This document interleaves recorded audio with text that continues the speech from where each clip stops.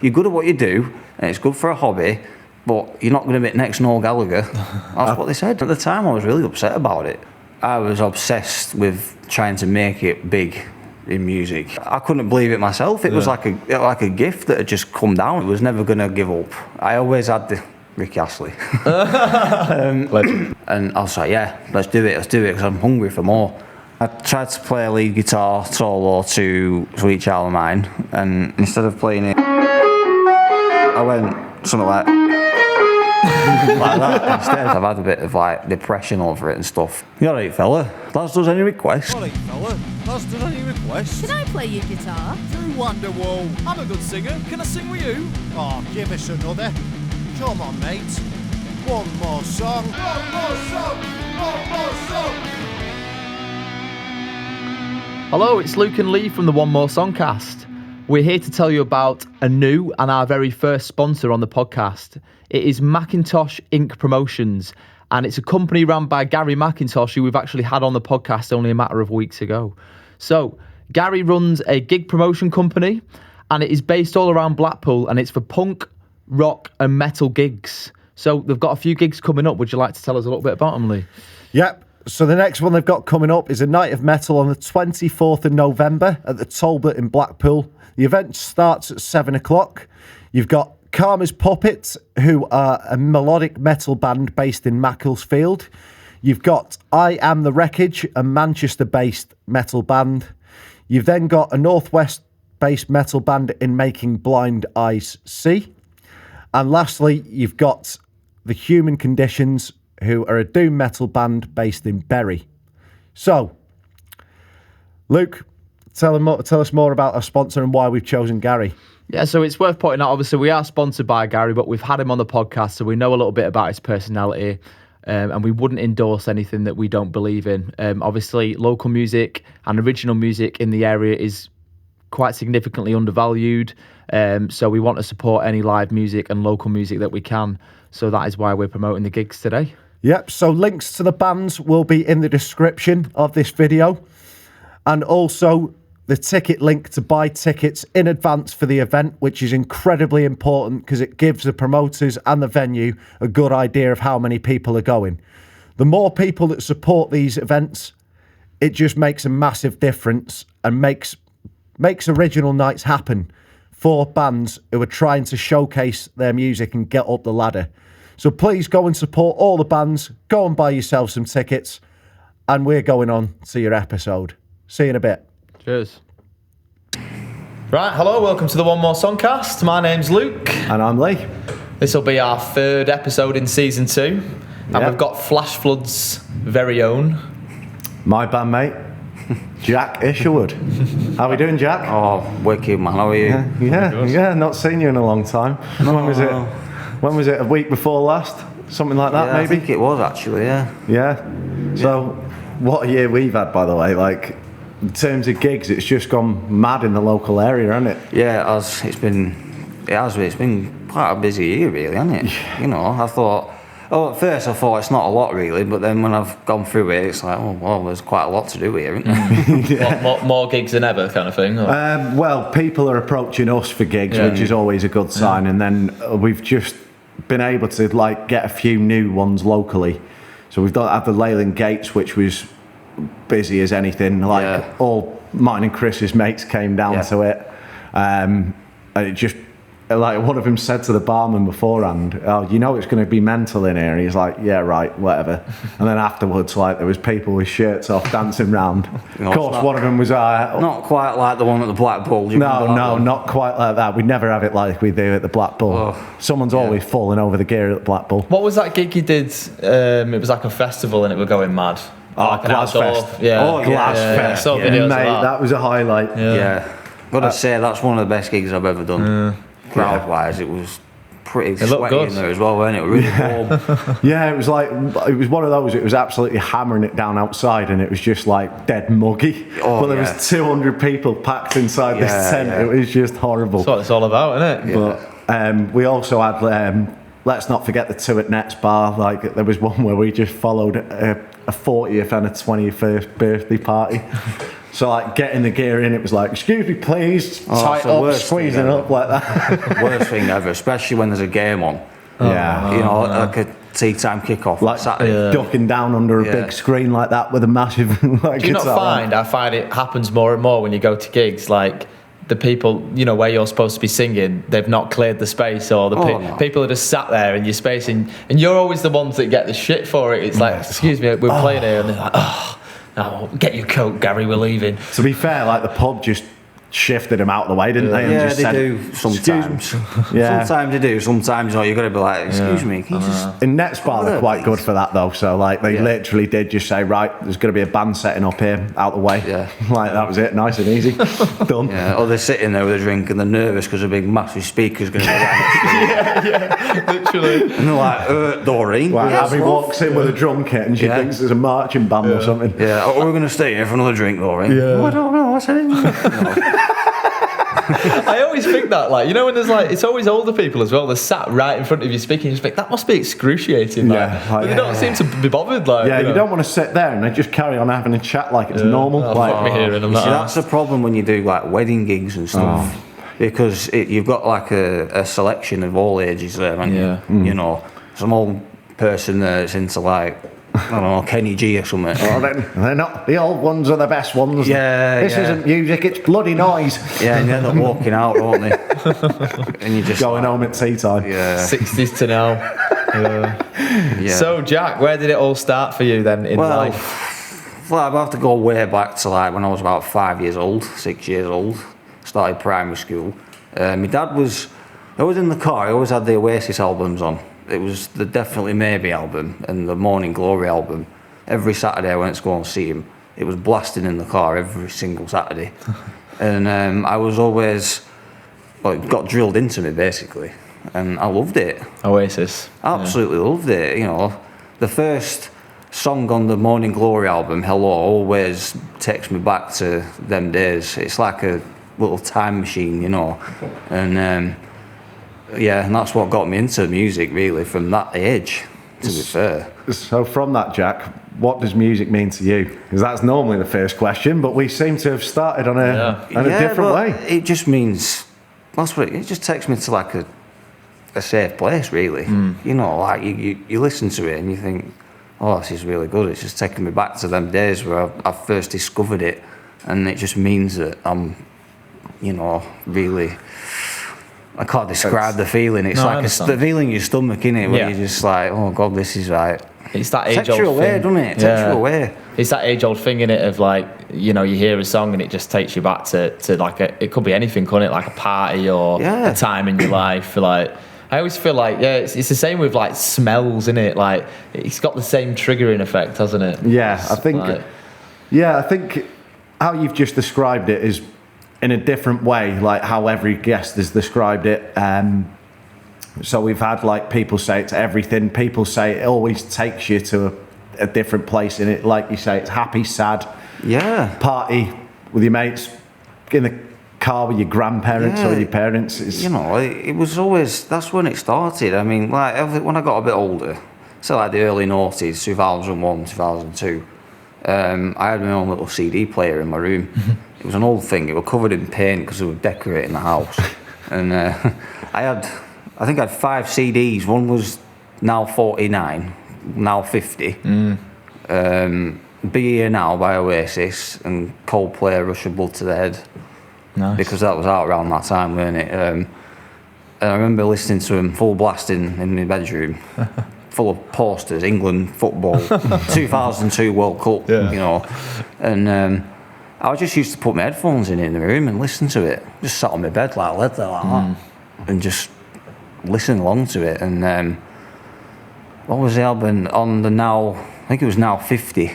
On that album, I had it in the car with my mum, and my mum was like, I want to listen to Nelly Furtado first before you put this one on. Was that on the Now CDs? Yeah. And the song that was on was that I loved so much was Heaven is a Halfpipe, OPM. yes, I remember that one. The Smooth Criminal Alien Ant Farm. They were on that album, and was like, I love this. Not just Oasis now and Coldplay. I've got a bit of like punk rock as well, you know, and that's where that came in. So it was them 2 songs kind of got me into listening to different types of So that's rock where music. your taste developed, if you like. So after all those songs, where did that take you musically? Because sometimes when you discover a new style, you end up looking out for that. Like at that time, you would have had MTV. The music channels were getting bigger and bigger. And did it move you to Kerrang or? No, but see, at that time we didn't have Sky TV, Right. like that. We only had like 1, 2, 3, 4, and 5 on your telly, and so I said to her mum, I remember saying to her, Mum, can I please have guitar lessons at school? Because we were doing them at primary school. And she was like, yeah, of course you can. So she got me this acoustic nylon guitar, only a cheap thing.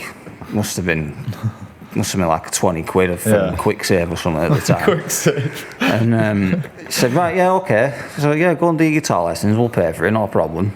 And I can't remember his name, the guy at school. I think he was called Mr. Wesley. I think he was a Scouser. And he had like these books that he made, like a group of us had these books that he made of like different songs in them. Right. And I was like, all right, cool, what are they? And one was like Yakety Yak from like 1950 something. I don't know who sings that. That's bad. Not a clue, mate. Rock Around the Clock, that was one. Oh, yeah. There was Michael Finnegan, that was one. Oh yeah. And, Michael Finnegan. And Batman. They were the 4 songs that he wanted us to learn.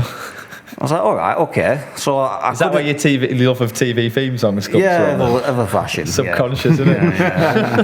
But he said to us, right, see if you can go through, see if you can do this Batman riff. He was doing it with a pick. Right. And I only had my thumb. I was like, I don't have a pick. I was like, oh, just get one. They're not so much from a music shop.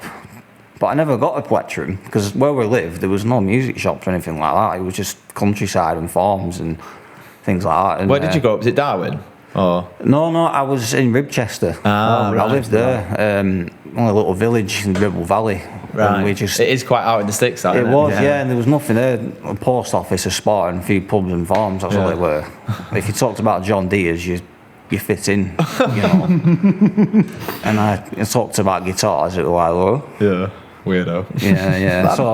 Yeah. So anyway, this guy, going back to this fella, he taught us how to play a chord, but he didn't actually teach us how to play a proper chord, like the C chord or the D chord. He just taught us the root notes. Right. So we were strumming the root notes, and it must have sounded awful. I can't remember exactly what it sounded like, but we were just playing these root notes to Michael Finnegan, and it was like, what is this? Must have made the teacher's ears bleed, literally. And I thought, I can't do this. I thought, it's rubbish. I don't want to play guitar, it's rubbish.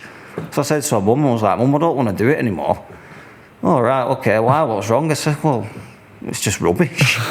Played on my Sega Dreamcast instead. Yeah. That's what I did. That's out for a year and got rid of it. It's literally, I mean, you're a couple of years older than me, I think, but I had a Dreamcast. You're talking about like now CDs and the hits and TMF and all that. I suppose at the same time, and that's where it all started. And going back to the Dreamcast, another thing that got me into rock music was I played a game called Sonic Adventure. It was the best game ever. Yeah. And the music on it was awesome. It was like, metal music. I know I used to love it. I used to get really excited off it. And that's what I wanted to play. And I couldn't because it was teaching me stuff that I didn't even know or heard of. I mean, what are you going to teach a year 3 in primary school about 1950s classic that even mum didn't even know? Yeah, what's your thoughts about that? Has that changed now? Because obviously you go into schools, don't you, and teach? Yeah, well, I tend to cheat a little bit. Instead of preparing my own material all the time, I'll get the kid up to a certain level by using the rock school syllabus. So you've got bands like Snow Patrol are in there. You've got a Bryan Adams riff, an Eric Clapton one. So it is all popular music, but I kind of get the kids to pick the one that they know, if they know any of them, and then from there, it's once I've got up to a certain level, it's right, what do you want to learn? And then I'll download the tabs from Ultimate Guitar or something like that for him. Yeah, so you could have quite easily dropped out of music then with the stuff that they were teaching. Yeah, I think I did, to be honest, because I was, like I said, I was more into me gaming. I wasn't very good at maths or at school. No. I'm still not now. No, I have to use my calculator, but anyway. That's where it all. That's the love. That's where I found music. Though it was listening to music more, trying to attempt to learn it, but then not getting the support. Yeah. That you wanted from your teacher. Like you wanted him to be like, okay, well let's just try this instead, but he never did. I think he was just getting beer tokens, to be honest. 'Cause, you know. So where did it go? So obviously you'd hit a bit of a crossroads there where you're listening to great music, but you can't translate that into playing it yourself. So did you then drop out of trying to learn it for a while, or did you just stick with it? Did you try a new method? No, not really. No, I just left it to one side. Okay, and got into your gaming and whatever else. Yeah, and just playing with toys and stuff like that. And well, it's like watching a lot of football as well, because I'm on football that time. And yeah, that's where it all started, really. I think up to end of primary school, that's when I started listening to a bit more, but obviously we'll get on to that later. Absolutely. So, obviously you were listening to music, you said it developed into metal then. So how long was it then before you started thinking, oh right, I want to get back into guitar? Was there a particular band that you were listening to that made you want to relearn? Yeah, well, like I said before, when I left primary school, started high school, and I got into the Red Hot Chili Peppers. The By the Way album was out around that time, I think. And, it would have been not long before that. And I remember listening to the Zephyr song, and I used to really like that song. And I thought, I'd just love to play that. You know, a little riff at the beginning, I'd love to do that. And I just kept thinking things like that. Like all these songs I was discovering, like there was Avril Lavigne, Skater Boy. I mean, I really fancied her at the time. Like, honestly, she was like my first crush, you know. And in fact, I said to my mum, the CD was on sale in Summerfield. Right, at the Summerfield, time. wow. Yeah. And I was like, Mum, please can I have that CD? And she was like, no, it's too much, I'm not getting it. But anyway, that's that. But yeah, that's where it started. It was, I was listening to more songs, but I wasn't thinking about picking up an instrument because I knew from the days at primary school, it was like, I can't do it.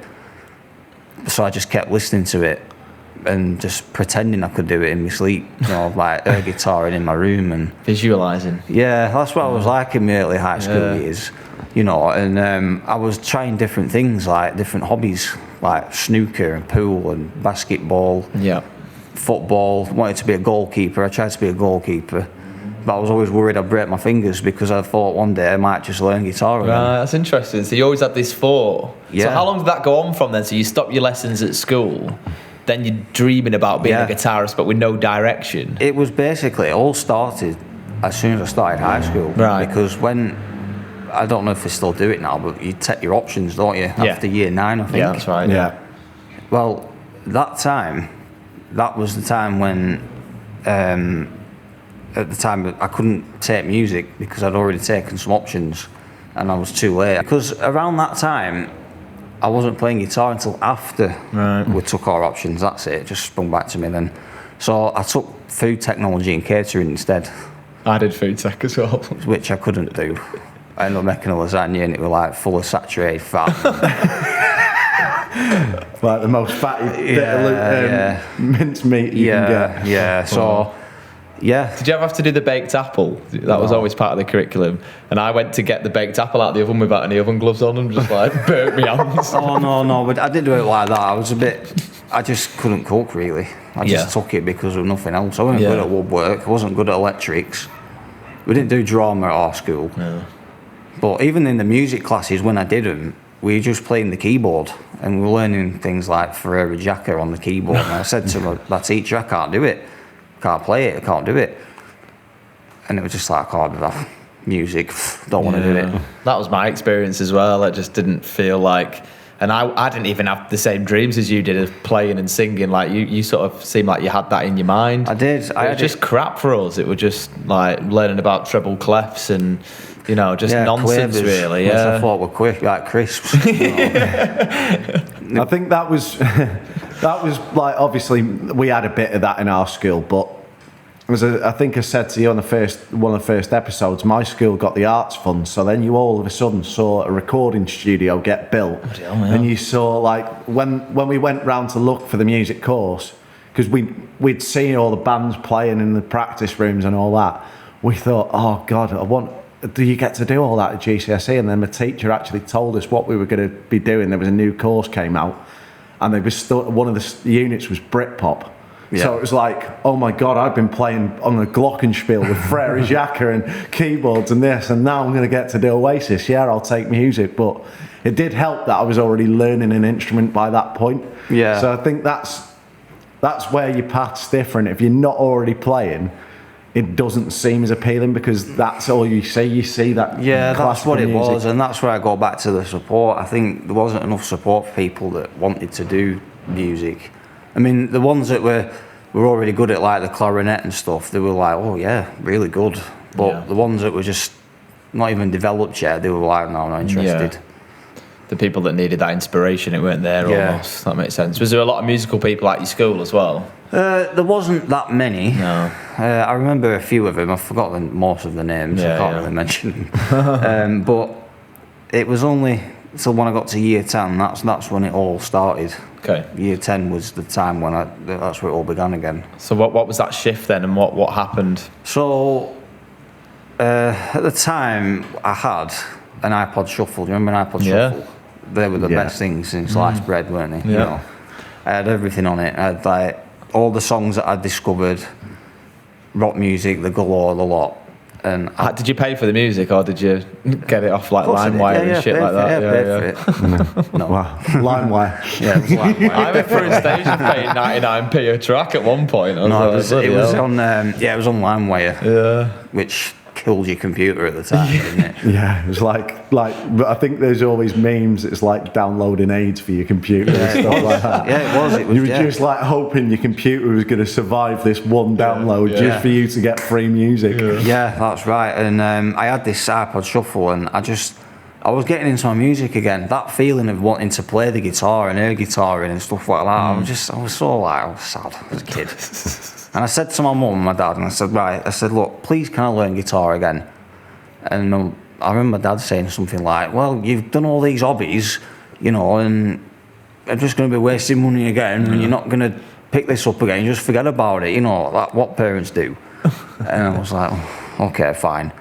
So it was a Christmas, my nan actually bought us these mini guitars with a little box amp, only like a little tiny thing, and I was like, oh my God, a guitar, you bought me one, I didn't even know. Right. And I remember trying to play Schools Out by Alice Cooper, you know, that riff. Yeah. And I was trying to learn that, and I sort of like got it a little bit. You know, I got the structure right, but I didn't get the sound right, and I was like, oh my God, I can do this. Anyway, my science teacher at school, Mr. Carlin, he was called, a Scottish fella, really nice guy. He used to do physics lessons mostly, and in his physics class, he always used to get his guitar, you know, his acoustic guitar. He was like playing REM and things like that, and we were all like pen pushing. And I used to think, oh, that's really cool. The teacher's like coming out, you know, and he's playing guitar while we're all, you know, doing work. It's boring. You know, all the Dizzy Rascal fans were like, and I was like, wow, this is cool. And he said, yeah, all right, yeah. That's really good, that, sir. I said, I'm trying to learn guitar as well. He said, all right, oh yeah. I said, yeah. And he went, are you doing any lessons? And I said, sort of, but not that I want to. He said, have you got a guitar? I said, I have, yeah. He said, right, well, one night next week after school, come in here and I'll teach you a bit if you want. Yeah. I was like, and that was the science teacher? Yeah, and I was like, all right, okay, sir, that sounds good, that. And my mum's friend, her son, was at school, and a different school, and he was trying to learn guitar, and he wasn't very interested in it after a while, and it was an electric one. And I remember my mum's friend saying, oh, your Jack can have it, you know, he doesn't want it, just take it. And it was a Behringer Fender Stratocaster. Right, yeah. Full size one, not a mini one. And I was like, this was like gold dust to me, and it was electric, so I could plug it into my little lamp. So, cut long story short, I went to my science teacher one school night, and he said, right, so what do you know then on the guitar? And I said, well, I know what a C is and a G and a D, but I'm struggling to read the chord box, you know, the boxes on the tab sheet. And he said, all right, so what are you struggling with? I said, well, they're not the same shapes as what they are on you know what I mean? Like sideways. Sideways, that's right. So what he did was, his simple thing he did was turn his guitar neck like that. Yeah. Basically. And he said, that's how you read it. And that's when it clicked. It's always that simplicity of the explanation that just makes it. Yeah. So that easy. I'm playing along to these Oasis tracks because again I was into it still. And then he said, "Do you know anything else?" I said, "Not really, no, just Oasis songs." And he went, "Right, try and learn these power chords." I said, "All right then, what's a power chord?" So I'm learning. He said, "This is a power chord." And I waited to learn Doctor Doctor by UFO. Right. I don't know if you've heard UFO. Right, it's been a long time since I listened to them. I would have been about 14, 15. Yeah, they're about the 70s like rock band. And he said, "Right, okay." So it's like all that. And I started learning these power chords. So then I learned how to play power chords then. And then I was listening to Whiskey in the Jar by Thin Lizzy. That was one of my favourites. I always wanted to play that whole thing through. Basically, the whole riffs, the whole solo, all the way through. And I remember saying to him, "Look, sir, I can do this as well." And I started playing Whiskey in the Jar. And he was like, "How have you just learned that? You're better than me. How did you do that? You couldn't do that yesterday." And I said, "I know, sir." I said, "I don't know what I've done. I've just listened to it and learned it." And I couldn't believe it myself. It was like a gift that had just come down and just given to me. Yeah, it's like the ear had just developed at that point and it all just made sense now. It was really strange, and that's how it all started. Literally. So you're living off that high at that point. Yeah, I was like, "Oh, this is great. This is what I've always wanted to do, and I'm doing it now." Yeah, it's great, like, from the other side, when you're watching a student who's been really struggling with something, like, I've seen, like, piano students of mine just get that breakthrough moment where they've been struggling for 5 or 6 weeks, and I'm like, keep at it. You've got to have this moment, because you get at the end of it, you're going to feel immensely proud of yourself.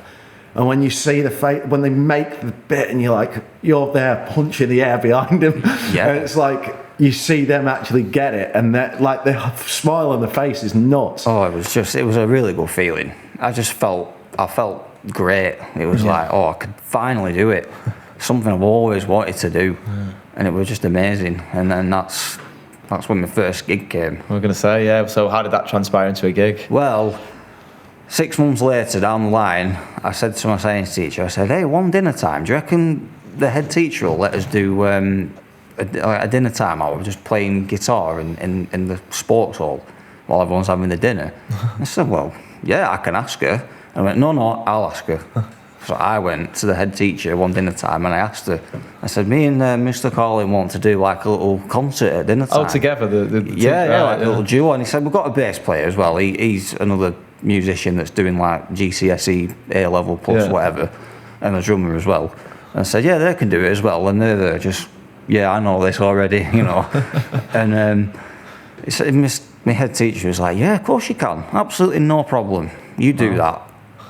So I was the coolest kid for half an hour, basically. I'm going to say, did it go down well? Brave, mate. That is brave. It was 6 months later, we said, "Right, we'll do 3 songs. We'll do Wonderwall by Oasis, Don't Look Back in Anger by Oasis, and the Rembrandts, I'll Be There For You." Right. The reason why I wanted to do that, because I think I fancied a girl at the time and she loved Friends, so I wanted to try and so, did it work? It's always for a girl. No, I don't think it did. I think she was too bothered.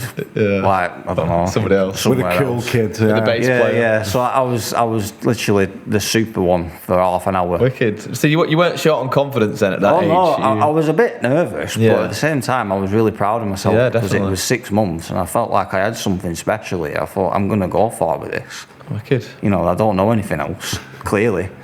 You know, this is what I know and this is what I want to do. Right, we're going to stop you there. I think that's a good part to stop. Yeah, definitely. Because then we'll move past that a little bit. So cheers, Jack, for the first bit. You feeling settled and good? Oh, yeah. Yeah, man. We'll see you shortly. Hi, how you doing? It's me, the daddy. Just wanted to take a moment out of the episode to promote a certain somebody today, a certain Stephanie Collette that has been helping us out, getting us started with filming, with lighting, with a little bit of photography as well. So big shout out to Stephanie. You can find her in Chorley at her studio. It's above the Blue Light Cafe, I believe it is. She does web design, photography, she does filming as well. She does all sorts of things in that sector. And we'd really like to promote her. So her details are going to be in the link in the description below. So you can check her out if you want anything that's music related or even just family shoots she can do as well for you. So a whole range of things. And she's really good. We can vouch for that as well. So go check her out. Back to the episode. I'll see you later. Right, we're back. Part 2. Lee's had his fag.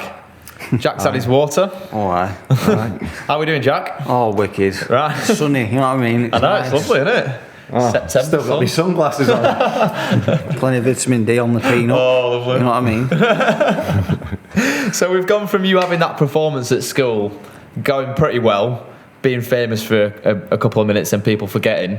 I noticed from what you sent me that you was in your first band. Was it called No Promises? That's right. And you was a bass player. I was. So how did it go from learning guitar, obviously having this performance, to then transferring over to bass? Well, I didn't want to play the bass. Yeah. That's been, I didn't want to do that at all. It was just because we didn't have a bass player. So I just thought, I'll have to do it then, won't I? Yeah. It was one of them. All right, then I'll do it. Someone's got to do it. Yeah, that was my two mates actually, Miles and Ash Thompson. The names are. They were best mates with them at school. One was a year above, one was a year below, and we used to practice in his bedroom in his house. Right, A tiny shoebox, had a drum kit in there and two guitars and. But parents weren't best happy with that, were they? No, actually, she was actually really nice about it because she was into all that kind of stuff as well, and the neighbours were fine. And we've come up with this band name, No Problem. Well, I'll tell that, we came up with 3 names. One was DNA, which was obvious. And the one that I made up just by juggling loads of letters up, More Reslin. More Reslin? Well, it's spelled Morezlyn. Oh, God, okay. the hipster way, yeah. So Morslin, whatever you want to call it. Anyway, it didn't work. Didn't catch. And then we heard Shane Ward's No Promises on the radio. I was about to ask, did it come from that? Yeah, it came from Shane Ward. Because we heard it and I thought, I've not heard this in a while. And I thought, it made a good name for a band, that, wouldn't it? No Promise. Shout out Shane Ward. Yeah, man. That's his goal. Yeah. Yeah. I can't believe that's actually the story. That's quality. Yeah, that's where it came from. And we were just like, yeah, we'll have that one, we'll steal it. Yeah, lovely. And that's where that started, really. We didn't really have like a rehearsal room. It was only his bedroom, and we were all obsessed like with Green Day, as we were obsessed with the album American Idiot. Yeah. We were obsessed with the 21st Century Breakdown album, and I was obviously learning the power chords. That's when I started to get lazy. I thought I could just play everything on power chords because you do when you're a guitarist, And so basically, what we did was, I tried to be Mike Dirnt, spike my hair. Dye my hair as well. I did that. I dyed my hair at school. Well, when you had hair. Yeah. So that's probably why it's falling out. I had a lot of spiky hair when I was that age, and I wanted to be like Mike Dirnt, basically. The drummer was Trey Cool, and then Billy Joe was Miles. we just Green Dayed the room to death, basically.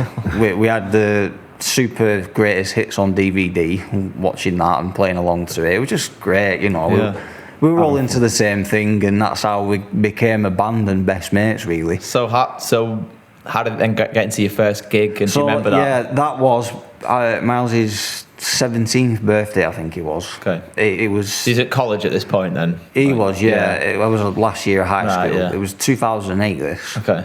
So, a few years back. And it was in a town, Longridge.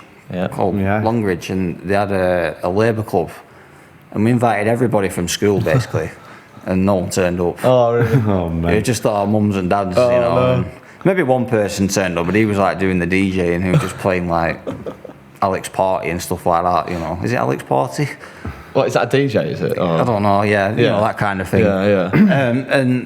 Yeah. I was on the bass because we couldn't get a bass player. Okay. Even though I wanted to play the guitar, I played the bass, and we had someone else depping for us, and we just played this long concert basically for his 17th birthday, and it was just half of it was, well, no, I won't say half. I'd say 3/4 of it was all Green Day songs. Okay, yeah. Any Oasis Green No, Day? it was the Clash, I Fought the Law, and there was Rocky Like a Hurricane by the Scorpions. And did it go well then? It went Despite, well, yeah. obviously, your mates not turning up. It did because at the time, I wrote a song. Right. Yeah, in one of my cooking classes that I was bored of. There you go. I wrote a song called Rockin' Roller Coaster Ride. Ah, okay, I called yeah. it, and it was just 3 chords basically. Nice. And Power chords. Yeah. And it was written on a piece of paper in a class at school that I just made up a lot of words to that didn't make sense. Like crap. That's everyone's first song, mate. Yeah, my first line of that song was, "I bought a ticket to a roller coaster ride." Yes. To the I can't point. remember the next line. I think it was something like, "This ride doesn't mean no harm. It's just." I don't know. Available on Spotify and Apple. Yeah, it was quite cringy. In fact, I think it's actually on YouTube. Right, okay. Oh, There we'll are- have to have a I'm going look to dig at that out tonight. There are yeah. clips of that gig on YouTube somewhere, and I do know where to find it, so Right. I'll mention that. Okay. So the Are we song- alright to put that in the description? Absolutely. There we So go. the song we play at the end of the episode, should we put it at the end? Yeah. Yeah, that's what you want to do.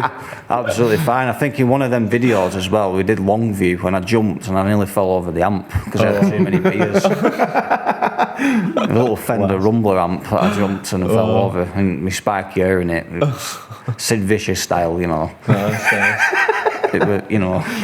So, were you inventive with the bass then, or was it just the root notes? No, and it was just the root plowing notes, through. just plowing through it. Yeah. I mean, now I'm kind of doing a little bit now, just something new to learn.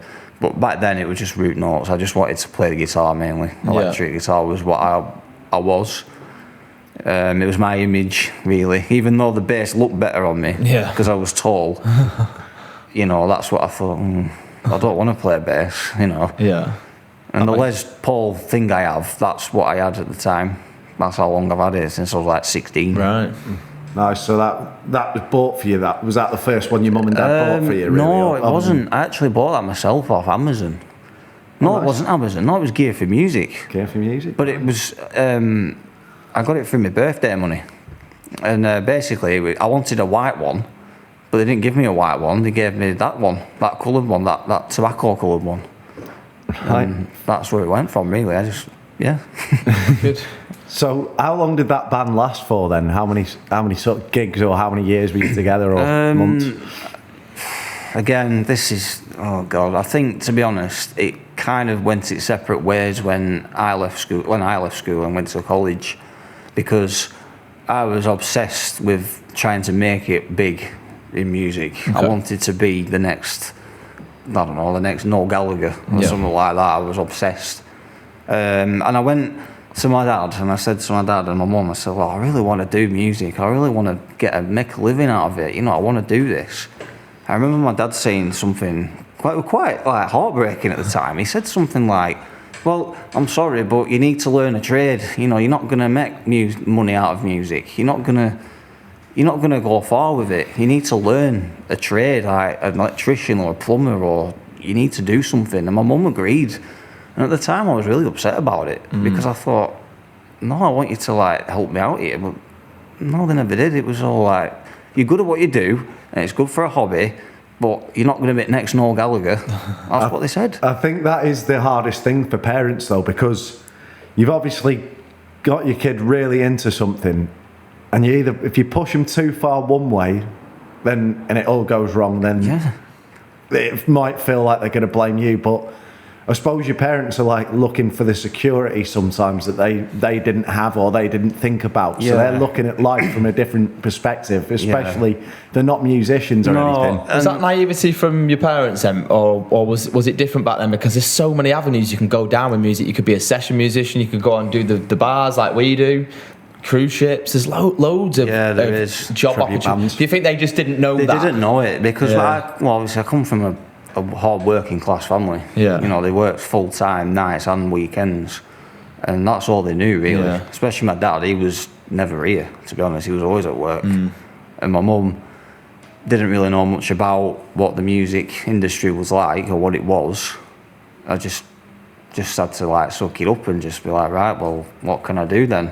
So did you listen to that then and then get a trade? I just kept on playing guitar in my bedroom. Right.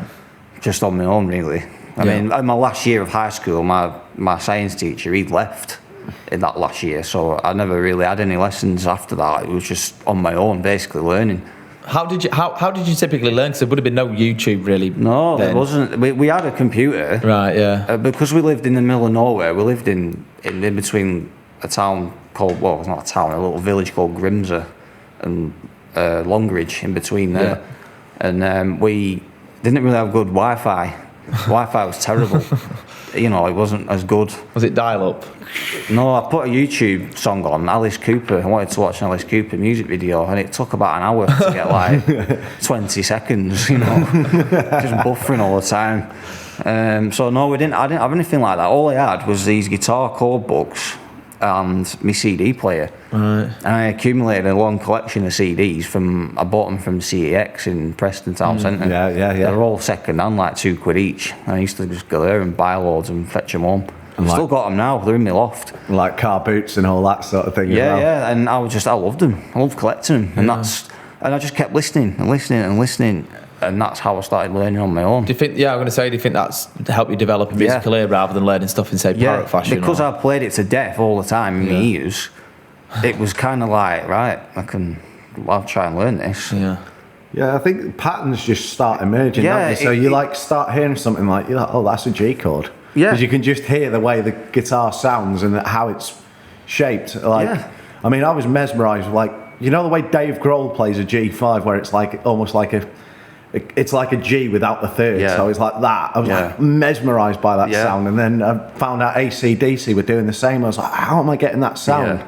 AC/DC are good, but I feel they're a very lazy band. Yeah, especially the bass player. I mean, come on, I know he's Malcolm, God bless him, but you know, Highway to Hell on bass. I mean, come on, you know what I mean.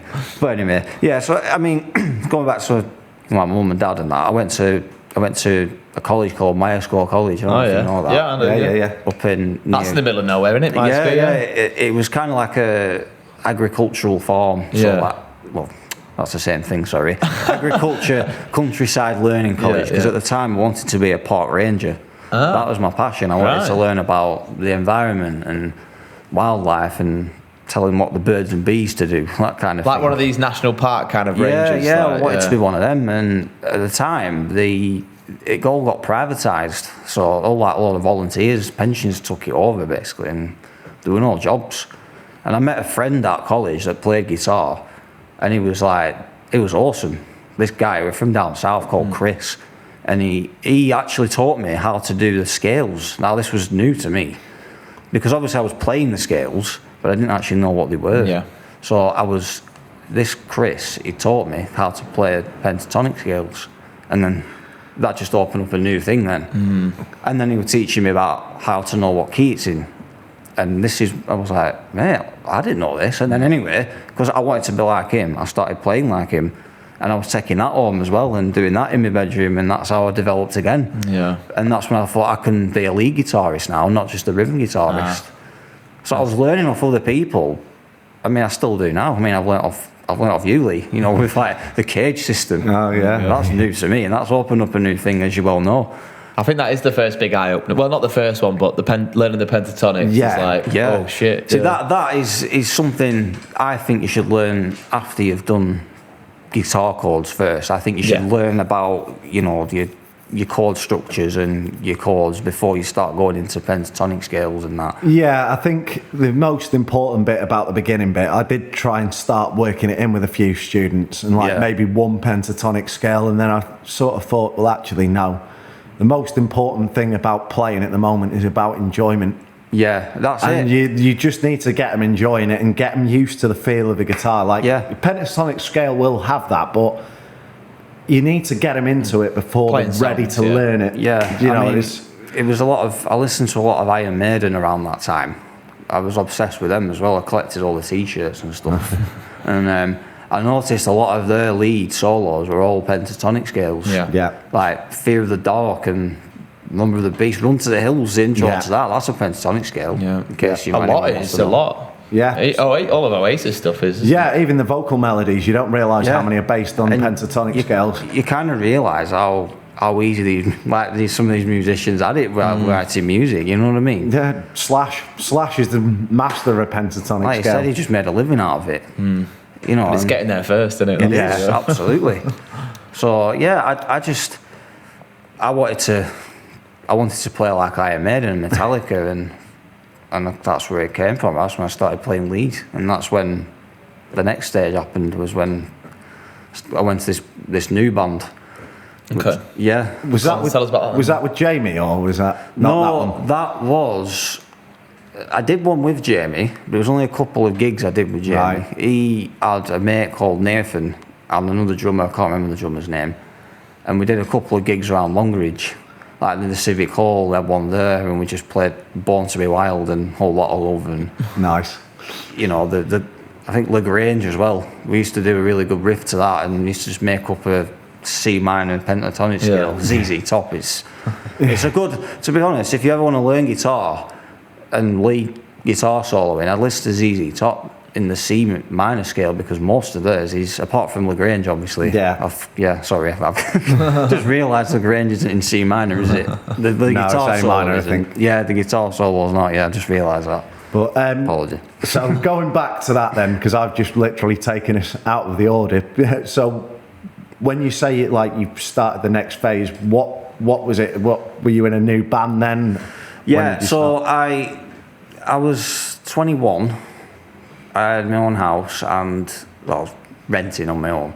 I found this band on northwestbands.com. I don't know if it's still going now. Oh god, yeah, we talk about Northwest bands all the time, don't we? Yeah, that's on Yeah. Facebook. Do you ever though. sit and read the comments to them? Sometimes. Oh, it's hilarious. It's always arguing about money and stuff. Yeah, and Teenage Kicks is one, isn't it? Oh right, yeah. That- Oh, is that another group? Is Well, it? that used to get mentioned quite a lot on this Northwest Band website Right, that I yeah. saw. Everyone was like debating on I should play it or not.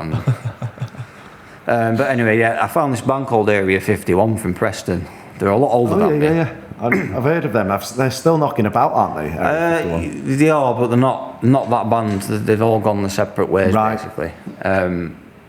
Yeah, he said, I had this Facebook page and I had like all these songs that I've learned, recorded them, and I showed it him, and he was like, yeah, come down for rehearsal. So I went down to rehearsal in Preston, and we just started playing Stereophonic, Status Quo, you know, all that kind of stuff, and he was like, yeah, you're in, straight away. And that were it. I had a band, and I was chuffed to bits that I got in this band. Yeah. You So know. then you were gigging regularly, were you? Not as regular as now. Yeah. I was only doing, I'd say, one gig a month, perhaps one every 2 months. Wasn't many, because obviously we all worked, and we all worked full time, and it was quite hard to, especially on weekends as well. Yeah. And we just played round Preston, really. A few pubs around Preston. We never went anywhere else. So, you know, it was just... What was the gig scene like? Like even it's still 10 years ago nearly, Yeah, isn't it? it was around. It was 2015 when I started that band. Yeah. So yeah, it's 10 years nearly, isn't it? God. It was all right. Yeah, it was good. I mean, you know, everyone was into like our music. I played in front of an older audience because the band were a lot older than me. They wanted me to learn things like what was it? No More Heroes by the Stranglers. Okay, yeah. And I listened to that and I thought, it's all keyboard this. I can't play that. It's like, oh, you can, make it up. But I didn't make it up. I actually listened to it over and over again, and I turned the keyboard bit into a guitar solo. Yeah. And all these people, these punters, just couldn't believe it. They were like, I've never seen that before. Nice. He's actually playing it all on a guitar instead of a keyboard. You know, and when we did like, We Go Rock You, the live version by Queen, you know, we didn't want to destroy Freddie because, you know, he's a bit untouchable, isn't he? You know. So we did the live version of it. And yeah, just rocked the place basically. Yeah. And everyone were obsessed. They just loved it. They loved the lead that I could do and the capabilities that I had. Like, Come On Feel the Noise by Quiet Riot, that used to be our encore. And we always went down a storm at the end. And Yeah. everyone was just like, wow, you're flipping brilliant, you know. So that kept the buzz alive. Was, was there anything that then sort of maybe gave you a second thought of, oh, well, maybe I can do this as a job? Did anyone say, well, what have you tried doing, session musician, and have you tried this? Or was you still just wanting it to be a hobby kind of No, thing? I was still wanting it to be a hobby Yeah. because I had a lot of other priorities because I had, you know, I was renting. I had 2 jobs. Yeah. I had a full-time job with the council and I had a part-time job in a co-op. Right, yeah. And I needed that to pay for my car basically and my rent. So I thought I can't do this with music. We were getting like 50 quid each. Yeah. And I thought that was just going to get me an Aldi shop on a Sunday, you know what I mean? Probably not now, but back then it was, you know. But I thought, no, I'm just going to have this as a hobby. I just accepted it basically. Yeah. Because my dad always drilled me into getting a job and get into the housing property and stuff like that and get on that ladder. Were you finding it difficult to stay motivated with practicing and stuff when you were being worked to the bone so much with your jobs? No, yeah, to an extent. Mainly after work, I had time to myself. Sometimes, obviously, when I wasn't in the co-op, I had time to myself to learn these new songs, and and I still found time to learn. I met my partner Charlotte as well around that time, and we were doing things together after work and things, so it kind of took a step back a little bit. I see. But when she came in to my house, it was just guitars everywhere, basically, CDs everywhere. It was like a proper man cave house, Was she into the music? Or? No. Was she encouraging you to not play as much? No, she was into 5 Seconds of Summer. Right, yeah. She was into them, and we had to actually play one of their songs in Area 51. Right. What, just by pure coincidence? No, she said play it, so we played, I think it's called Don't Stop. Yeah. It's off the first album, I think. We played that, and she was more into like that kind of thing, the Vamps and... Yeah. I don't know who else. All the teen pop. Yeah, Miley Cyrus. Party in the USA and all that crap. I was like, okay. Don't sit on the fence, Jack. Don't. No, but all right, Miley Cyrus. Her dad's just a basic musician, isn't he? Let's get it right. Oh, yeah. I mean, I can play Achy Breaky Heart. With my eyes shut. I bet even a learner could. No, it's true. But can you sing it like he can? Yeah. He'll have a go. I'll give him that. Yeah, well, free, but anyone can do that. Yeah, it's true. Again, it's just a popularity thing at the time, isn't it? Yeah. But I had to learn all that just to keep impressing her. Saying, I can do this. So obviously that band moved on eventually. So how long were you in that band, and what was the next step for you? So I was in that band for 2 years. I started going. I wanted to do more gigging. Basically, I wanted to do more of it. So I found this other band on northwestbands.com called The Wrangling, and that's spelled WRANGLING. So I thought, all right, okay, they've got a keyboard player, so it's different now. Yeah. So I went there and rehearsed. These guys were from Blackburn, and went and rehearsed there, and they played like indie cover songs, basically. Like In Spiral Carpets, Charlatans, all that stuff, because he had a keyboard player. And I thought, wow, this is cool. Like, this is how it feels on a keyboard. It was like a proper banger that everyone was like, yeah. And the Charlatans, and I'm good, I love this. So I got even more into it then. But because of my apprenticeship at the council, I didn't have to do 2 jobs, so I had more time to learn. Okay. So I got this second band in, so I had 2 bands.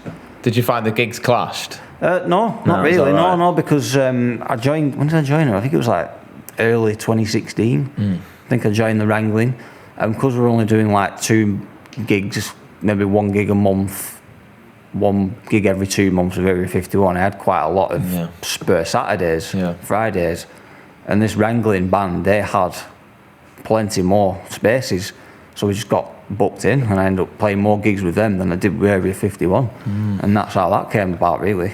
So obviously the dynamic of bands, you know what that can be like. Did Area 51 have a problem with that? No, not at all. They were happy to do it, really, because the drummer, he was in another band as well.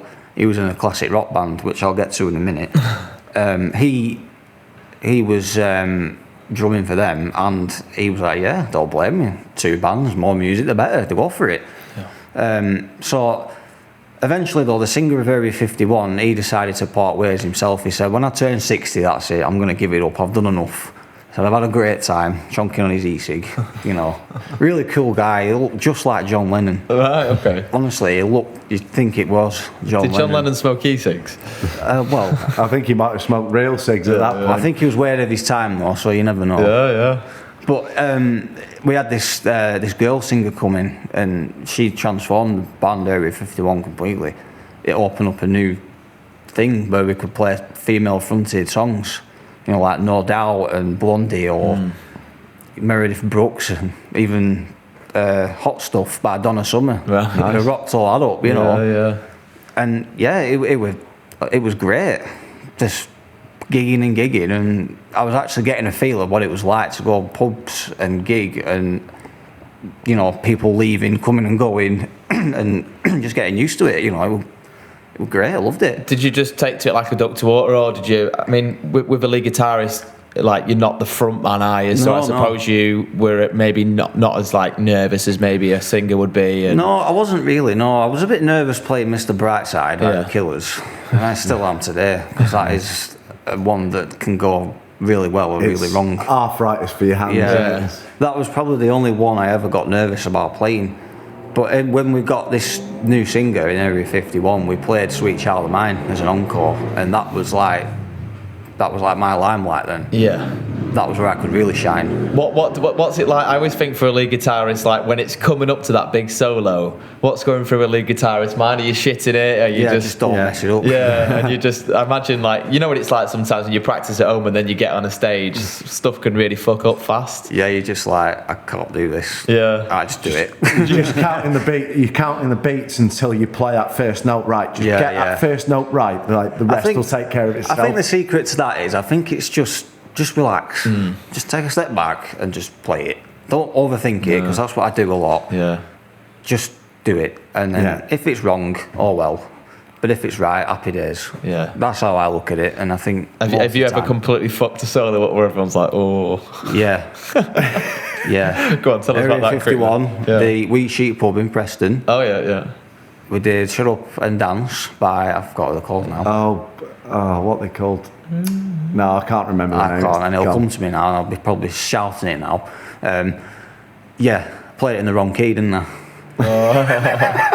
Oh, is that where that thingy came from? What's it? Where there's Jack flying through the water on that? Yeah, there was actually. There was. That was a little meme. Sex on Fire, wasn't it? Yeah, Sex on Fire. It was well. Did you not? I'm guessing you realised. I think he was. Yeah, he realised, but he couldn't fix it. So at the end of it, we were laughing our heads off. What it was, I was playing a song. I can't remember what it was, and it was tuned down half a step, and then we went straight into Shut Up and Dance, and I played the same riff in the same place as it would standard tuning, and it sounded flat as a pancake, like, you know, flattest of tired pancakes you were, and I was like, oh sugar. And everyone looked at me like, you can get away with some things to a point, can't you? But maybe when a full solo's not in the key, people start looking. But with that song, that's the first thing you hear. Yeah. I think it happens. It's definitely happened to a couple of us in flash floods. Like I've played the chords the other week, so every time I come, I'm not properly concentrating for when the sun goes down. I'm in that. I still struggle with that. It's just like literally just.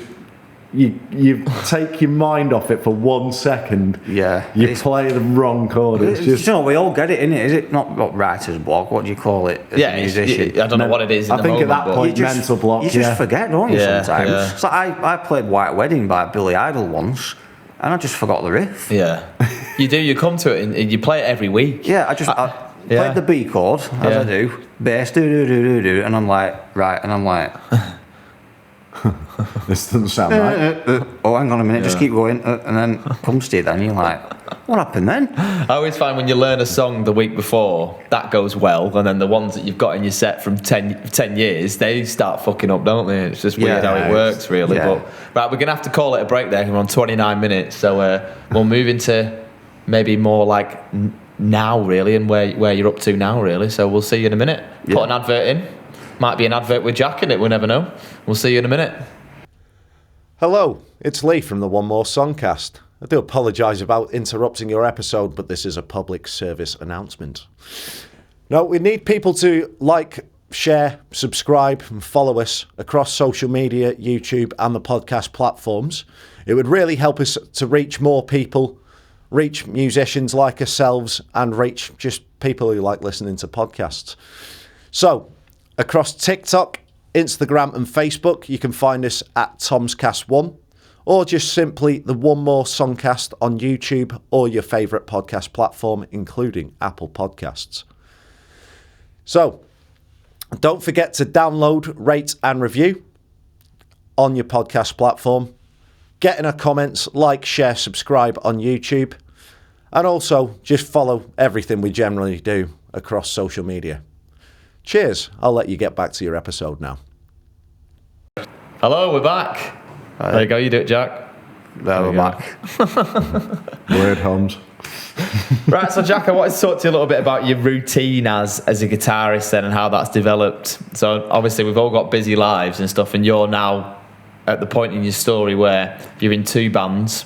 You then tell me you join another band as well. So what was your routine like for practice? Were you practicing like a madman? Yeah, I was. Was your girlfriend getting a bit pissed off with that as well? Or? No, she wasn't, to be fair. No, she always supports me, whatever I do with my music. But this third band that I joined, it was the drummers in Area 51.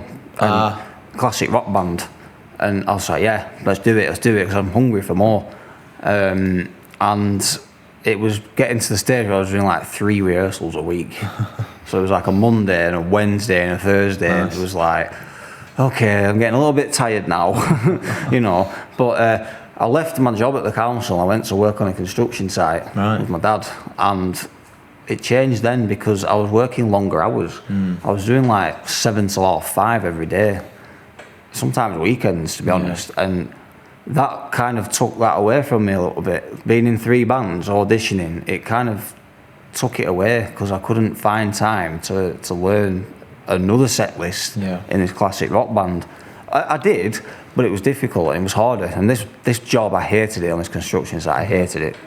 Just pure graft day in, day out. It wasn't so much the graft, I just hated it. And it made me think, oh God, I can't learn my guitar now. I'm home, I'm too tired. Is that all you were thinking about at work as well at the time? Yeah, because I didn't get forced into it, but I got this job on this construction site trying to learn how to like install drainage on a bigger scale, basically, for like sewers and stuff like that. And I didn't like it. I wasn't enjoying it. Didn't want to do it, to be honest. I just went because it was more money, because it helped me out at home, renting and that. And I found it hard to find time, especially after work, after a day's graft on a construction site, freezing your backside off, trying to get on my guitar and learn. I just didn't want to do it. I just couldn't be bothered. Knackered kind of thing, and just yeah, it was hard.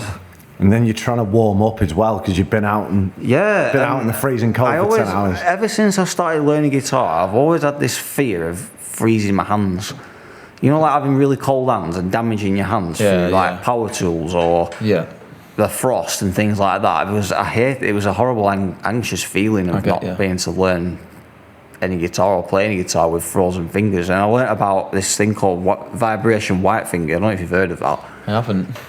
It's basically where you've been using power tools for so long, the blood flow inside your hands starts to decrease. Right. I think. And you end up having pins and needles in it. And you can't pick small things up. So a lot of road workers that have been doing it for years have it. Yeah, I see. And I was always worried that I was going to get that.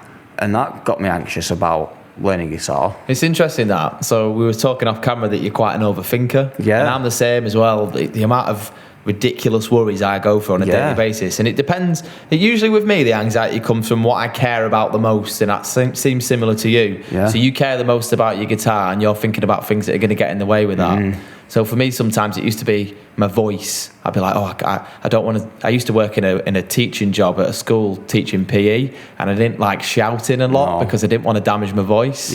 So you seem quite similar with that. Is that a common trend in your life that you kind of anxious and overthink things like that a little bit? Even not even just my hands, it's just I've got like body anxiety basically. I'm not exactly the same, mate. You know, and it has an effect on you mentally, and you think to yourself, I don't want to do it now then. I'm just overwhelmed by all these thoughts. And going around this phase, it was like 2017 at the time, I thought, I'm not in a good place here.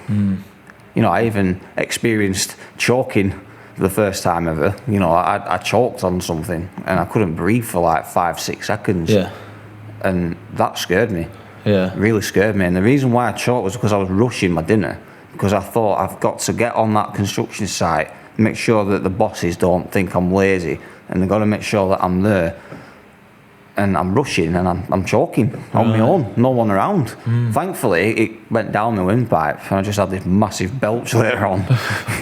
But yeah, going back to that, you know, with the hand and stuff, that's when it all started. Do you find as well, so say you're worrying about your hands, you start to get these weird pains in your hands and almost... No, I get like that sometimes. Like, on another subject, it's more to do with my chest and my body. Right, yeah. That I get. But it all started around then because I was learning about pressure with work full time, proper graft, you know.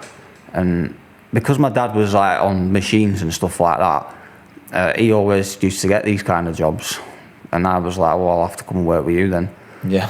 And then one day I just decided, right, I'm not doing it anymore. I'm going to work in a timber yard.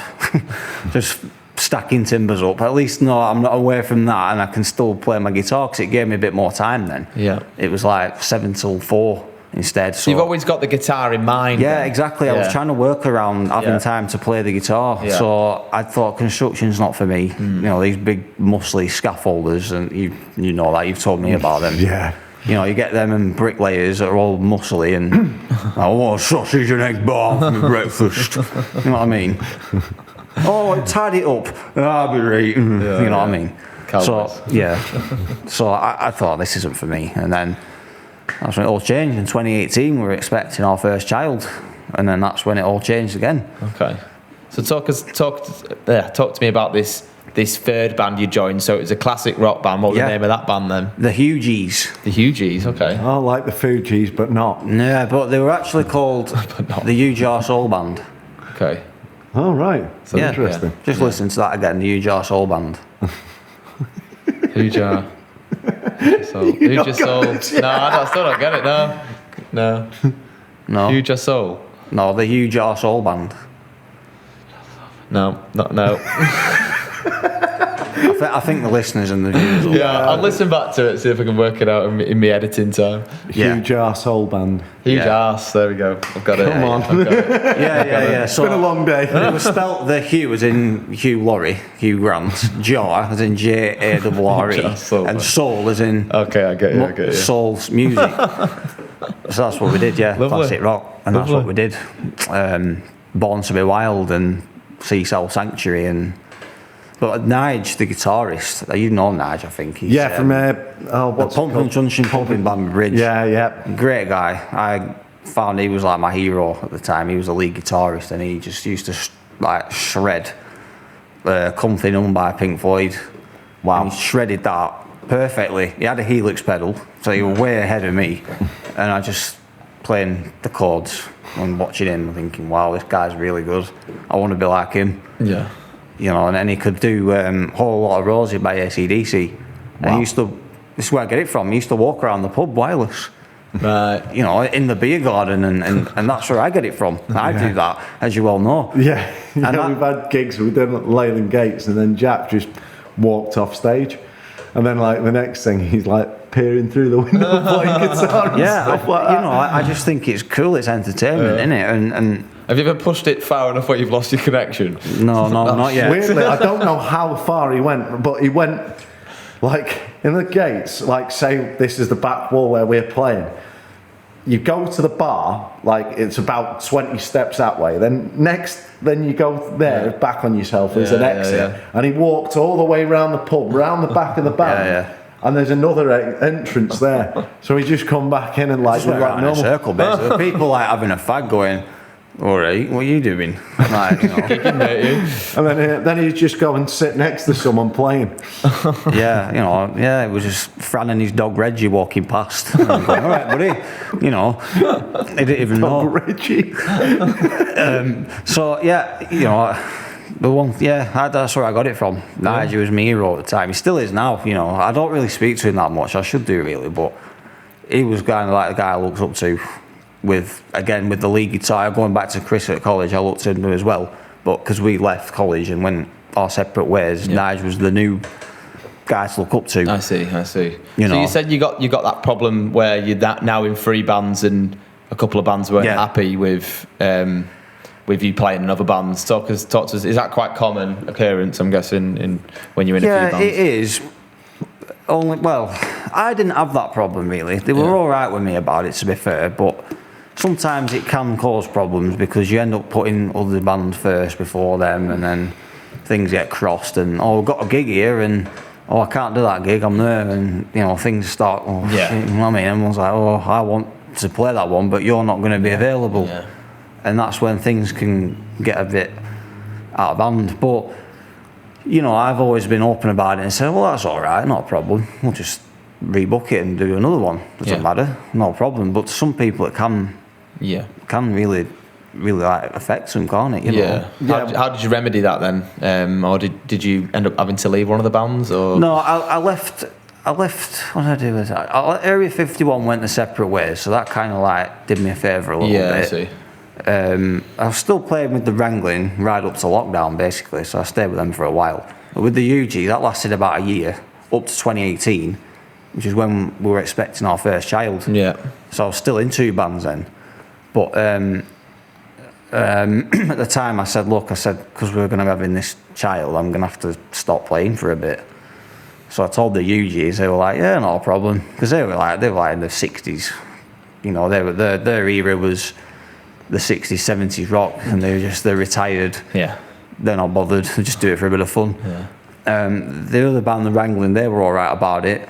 Absolutely fine. I still went to rehearsal, but I just didn't do any gigs. I see. So they weren't really that. I didn't really have that experience with any issues with people doing this, that, and the other. Really, it was all pretty cool. So fatherhood then. So you have a child. Obviously, a biggest moment of your life, I suppose. Yeah, it was. But obviously, it affects your gigging and it affects your work. So how did you cope with that at the start? Yeah, well, this is it. You see, well, obviously it was getting close to like COVID, wasn't it? So 2019, I said, look, I'm not doing this anymore because I've got a child to look after now. I've got a little boy, and everyone's like, yeah, okay, fine. And I was still working full time, but me and my partner didn't have a house, so I had nowhere to put all my stuff. Basically, all my guitar stuff, it was all in a storage place, which was costing a lot of money, really. And they said it 24 access on the side, but you didn't have 24 access. You couldn't get in it. So all my stuff had just been gathering dust, forgetting about, really. Yeah. They were quite sad, but all I had was my little Line 6 amp and my little guitar, not my little guitar, my Ibanez guitar at home. And I've got a picture somewhere of my lad here, and I'm playing like this, and I'm trying to multitask as well, and he's like that, and I'm like, all right, pal, you know, trying to learn this, that, and the other. So I did attempt it, you know, and it was fine. I didn't mind. You know, he was only a newborn. They're easy at that age because you can just feed them, put them to sleep, and off you go and play. Crack the big amp out. Yeah, it's when you get they get older, that's when it gets harder. Yeah. You know. So were you missing the gigging at that time then, or was just kind of your focus is just somewhere else that you didn't even really? No, my focus was somewhere else because obviously I was working full time. We just got our first mortgage. We had our first child, and we were just still into music, but obviously I had all them priorities first, and that's where I wasn't missing the gigging really, because I knew that I'd get back into it as soon as the time was right, really. Yeah. And then coronavirus arrived, and that's when it all stopped, didn't it? Yeah. You know. How did that affect you? Because I know this is a different answer for everyone, really. For me, obviously, I came out of lockdown and never been as busy. I think you'd spoken about it. You were already virtually on the road to being full time then, weren't you, Lee? Yeah, pretty much. That did affect you a little bit in terms of your work. So how was it? How was that for you, knowing you couldn't get out to it if you wanted to now? Yeah, it was a bit depressing, got to be honest. You know, I think it was the first time I ever got into politics, to be honest. Yeah, that's the same, mate, actually. That's all it was, wasn't it? There was no music, there was nothing live. You had to like re-watch old live stuff, which wasn't the same, was it? You know what I mean? No. And I felt quite sad because I thought, oh, this is it now. You know, we're not going to be able to gig ever again. No. What if this never goes away? Yeah. What if this is what life is all about now? What we're going to do? You know, to be honest though, I mean, I wasn't depressed as such over it. I think I always knew that, you know, one day it'll all go back to normal, because there was a lot of positivity going about. You know, all the clapping 3-year-olds. The vaccine was on the way, and it was all like it was a lot of doom and gloom, and it was a sad time. But we all, at the back of my mind, I always thought, oh well, you know, there's always a light at the end of the tunnel with something like this, which is quite strange, really, because I'm more of an overthinker and an anxious person, but I wasn't really anxious about that. I wasn't anxious about it killing me or anything stupid like that. No. I was more anxious about, I actually turned quite bitter and questioned everything, government, and I started to get quite more angry and more the way that other people were reacting and stuff, and sort of being sucked into the whole media spin. That's what started to, and that changed me, and it's kind of still changed me now to a point where I just question everything. Yeah, that's right. Yeah, you're right there. Rather than being anxious to the point where it's like, oh no, this. I didn't believe any of the propaganda, I suppose. No, it was rife with it though, wasn't it? Oh god, yeah. So was there a point then? So obviously COVID, it's not ideal for gigging, and also you've had a child, and your music stuff is sat in a storage unit. Is there any point you thought, I might just sell all this shit? It's a new chapter for me. No, not really. No, I always had an incline that I would carry on doing it. It was never going to give up. I always had the Rick Astley. It was. I thought, no, I'm gonna keep going, keep learning, keep doing what I want to do. I'm only in one band, the Wrangling. We're all right. We're just gonna wait until the time's right, and we'll get back to it again. Not a problem, because we already knew the set list. We all knew the songs. Yeah. So we just kept in touch over like WhatsApp and stuff, and just said, just learn this, learn that, keep going, and see how we get on. What was your first gig back? Do you remember that one?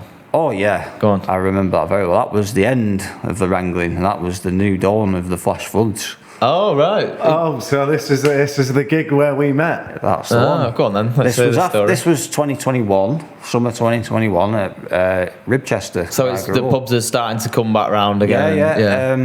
Ribchester, where I grew up, it was a festival called Rock on the Wreck. It goes on every year, every summer. I think we were like third or fourth, wrangling a 4-piece, and our singer, I'm not going to say any names, but our singer was decided to have a few to drink, which I get. We've all just come out of lockdown. We've missed it. Fair enough. Anyway, we get onto the stage, don't we? And you already know what's coming, don't you? We had he had too much gin, right? And he was just mumbling the words. We played the Eton Rifles by the Jam, tune, and he was just going like Elvis's last concert, sort of thing. And we were just looking at him like, what is this fool doing? And he was tumbling, and then we tried to do White Wedding by Billy Idol. I remember the riff, everything was fine, and he's going, White Wedding, like this. Arctic Monkey style. Start again. High pitch, because he can't sing, because his throat's that dry. And then drummer, I remember him, I'm looking at the drummer, and he goes, here, he said, have a drink of water. And he had this drink of water, and then that bit, then just like, so embarrassed. Oh man. And he was tumbling around, and he was mumbling. I was really annoyed, because obviously I knew a lot of people that lived in Ribchester from school, and I thought, I don't want them to see me in this. I thought, I was just angry. Was that the general feeling of the band then? They weren't finding it funny, it was like... No, we came out of lockdown, this was the first gig since that, and we were like, brilliant, and it just ended up being a disaster. Shit. So we went to... It was like at the back of a wagon, like a Balka wagon. We got to the back of there, and I remember the bass player saying to him, you need to stop having a drink and maybe have a bit, be a bit sober when you're playing. And he was arguing, and he said, well, I'll walk now. And he walked. And that the was lead that. singer? Yeah, that was that. It just went separate ways. And that's when I saw you. Yeah. Chris, Abby, and I think Nosh was there as well. Yeah. My missus, no Sheen, by the way. It's an abbreviation, just for anyone with a dirty mind. Yeah. Apologies. And I just went over to him, and I said, look, if you're looking for a guitarist, another one, give me a shout, give me a ring, because that was awful. Well, this was the thing, like, I was saying, like, listen, guys, I'm not a lead guitarist. I can do it if I need to. But there was certain bits I just wasn't able to play, and I felt like it was holding us back a bit. I wasn't going to be able to play Mr. Brightside or things like that. So it just said, if we find one, we find one. If we don't, it just means we can't play certain songs. And then we were all watching Jack on stage, and he was playing Take Me Out by Franz Ferdinand. We do that in our set. So we were like, oh yeah, sound, he can play that. He can play Dakota. Look, this is good. Yeah. And then he comes past and says that, and then like...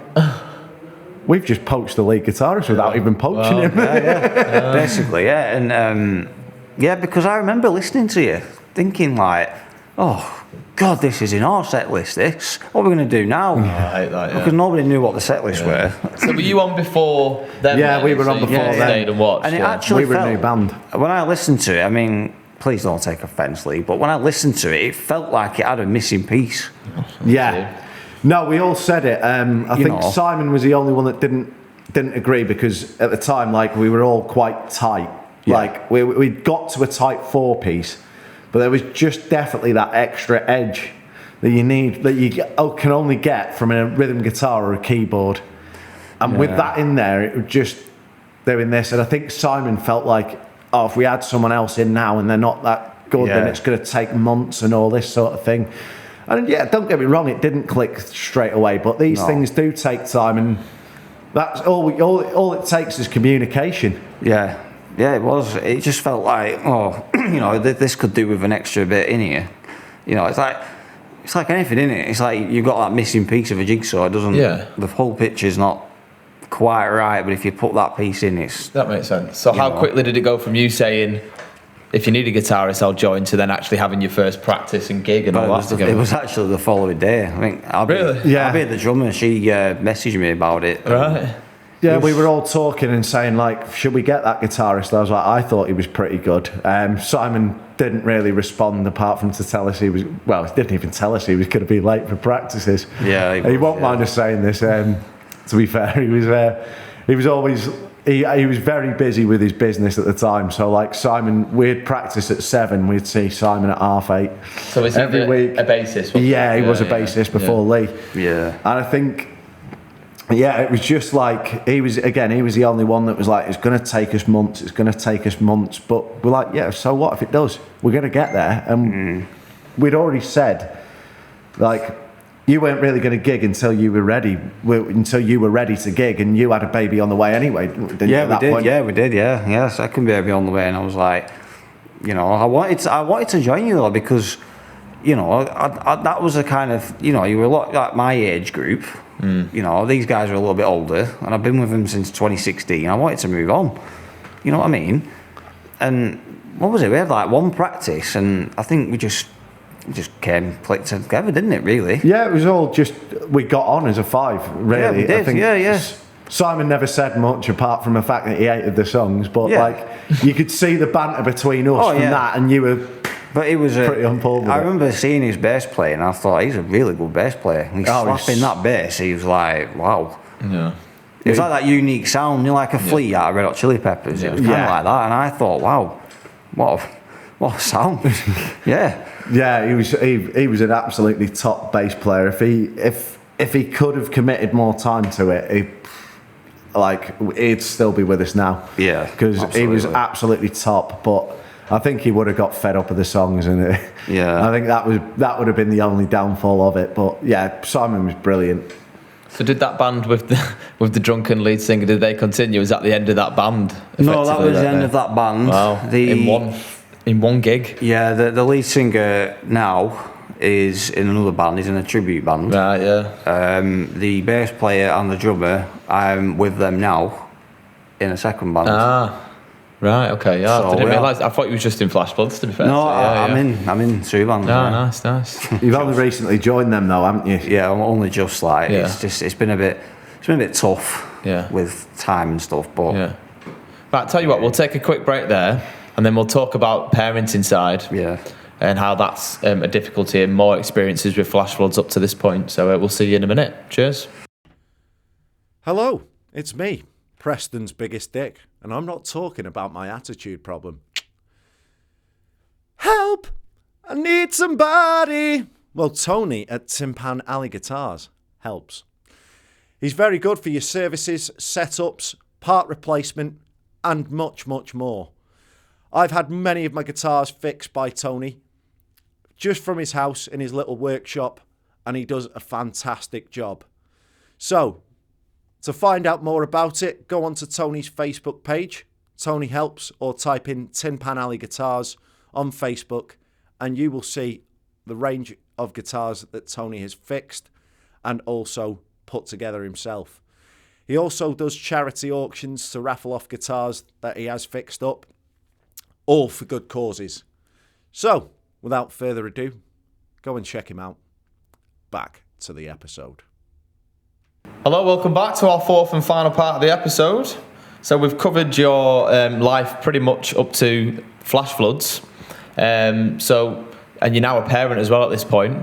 So talk us around some of the struggles of parenting and obviously working, well, I suppose not working in many people's eyes, but gigging over the weekends and being away from home and stuff like that. Yeah. What challenges have you found? Well, yeah, this is it, you see, when you become a parent, priorities change straight away. Your kids always come first. And if you ever want to try and learn a song and you want to learn a song or want to play a gig and you're like, oh, no, I can't. I've got to sort my kids out and then I've got to, you know what I mean? It's a routine. It's a full-time job. It's a second full-time job. But in your other full-time job, you have breaks, where in this one you don't. No. And even when you do, you're asleep, So it can be difficult, yeah. It's very hard. I found it quite hard.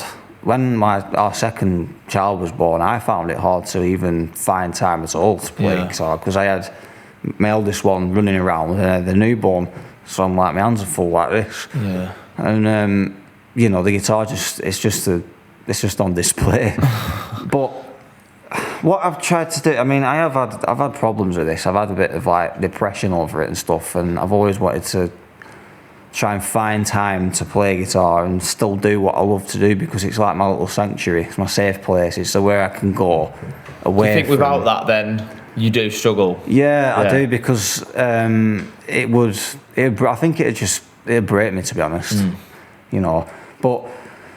I'm trying. I know a lot of households don't have the space. There's a lot of households that have got small houses, and like ours, we've got a small house, and there's not even a room to just go and sit in on your own, just to switch off, because your kids are just there.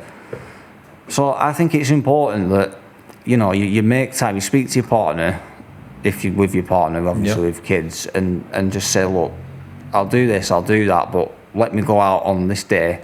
Let me go out on this evening just to go and practice or go and do this, and make time for yourself, you know what I mean? Because it can get overwhelming. Like, you think, oh, I haven't got time to play this anymore, I can't do this anymore, I'm just going to forget it. And it's very easy to do that. It is.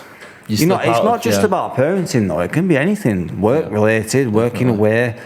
Obviously, I'm working full-time. I don't do music as a living, so I have to do these things first. And it can, like I say, it can be challenging. But what I would say is just find some time to learn, to do what you want to do with your guitar, or even any instrument, really.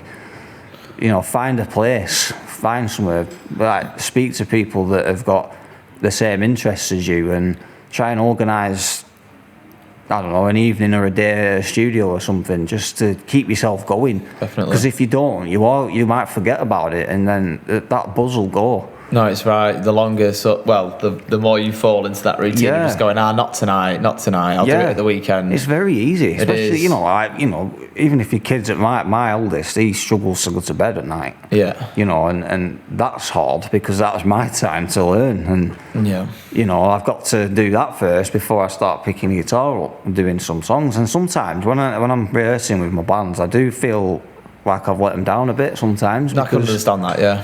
Because I want to learn, and I can learn, and I can do it the way you want me to, and I can do it really well. But I just struggle sometimes, and I do feel like sometimes I let people down. Do you think it's a guilt thing as well? Sometimes. So, like, for tonight, for example, I've been out all day, I won't get back till later on, and that guilt starts to build of, oh shit, I'm out all night, and I've not even got kids. Yeah. It's just more for, like, my girlfriend or whatever. Yeah, and I feel that as well. And you're like, the guilt starts to build, and you're like, oh shit, I'm like, I need to go out tonight, do rehearsal with a band, and then deep down, I still feel bad for going, because then I'm leaving my partner with kids. So how have you, maybe you haven't overcome it, but how have you tried to find ways around it then? And what advice would you give to other parents that want to be musicians, are musicians, who've maybe taken a step back from it, that want to get back into it, or people that are just struggling to find the balance as well?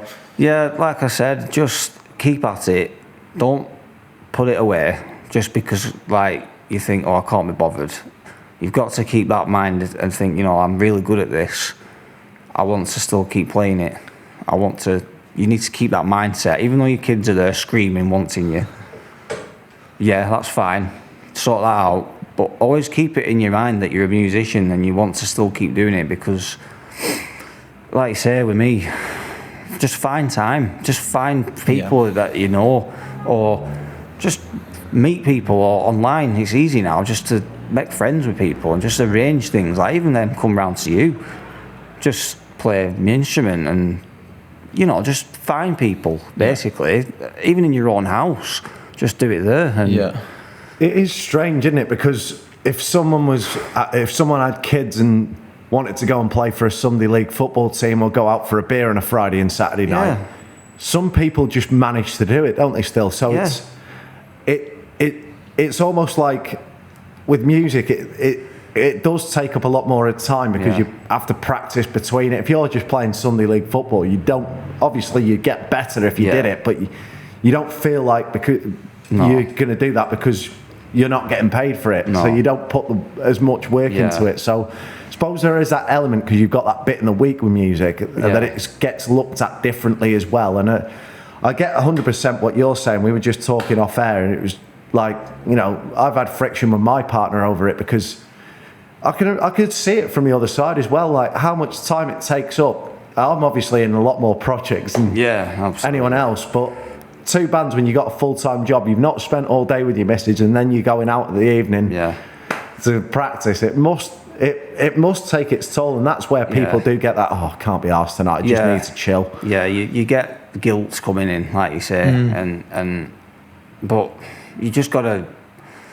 I can't really explain how. Is there any ways that you've tried to work with your kids and your partner to go, oh well, why don't you get involved in helping me with this riff or listening and try and do it that way, if that makes any sense? Yeah, I have, to be fair. My eldest especially. Yeah. He, I say, I put these headphones on and I'll start playing something. He's like, oh yeah, I like this, know. But my youngest one that's still walking around, he just likes to press all the buttons, open the flight cases up and down, and turn your amp off while you're still playing. And he does all that, and it's hard because you want to try and involve them, but at the same time you're like, don't touch that, don't do this, don't spill your drink on it, because like my pedal board gets full of finger marks and which it's all part of it, but you just gotta. Just keep going with it, keep it going. So you were saying off air that you're building a shed at the minute. Because like you say, you don't feel like you have a room to yourself where you could just escape.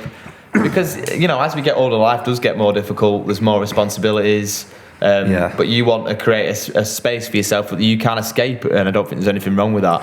Do you want to tell us a little bit about that? Yeah, well, I understand and appreciate that everybody's got a shed or a back garden or like that, but I'm fortunate enough to have a shed, and I'm looking into converting it into like a studio. Well, I say a studio, not like a mixer or like that. Just a room. Yeah. So put a PS5 in and guitars, and just lock myself in and just think, right, I'm in my own space now. I can learn this. Yeah. And if I need to go out to kids, I will do. Mm-hmm. But at least I've got my own area and my own space where everything is that I need, and where everything is, it's not going to get touched. Only by me, and it's there.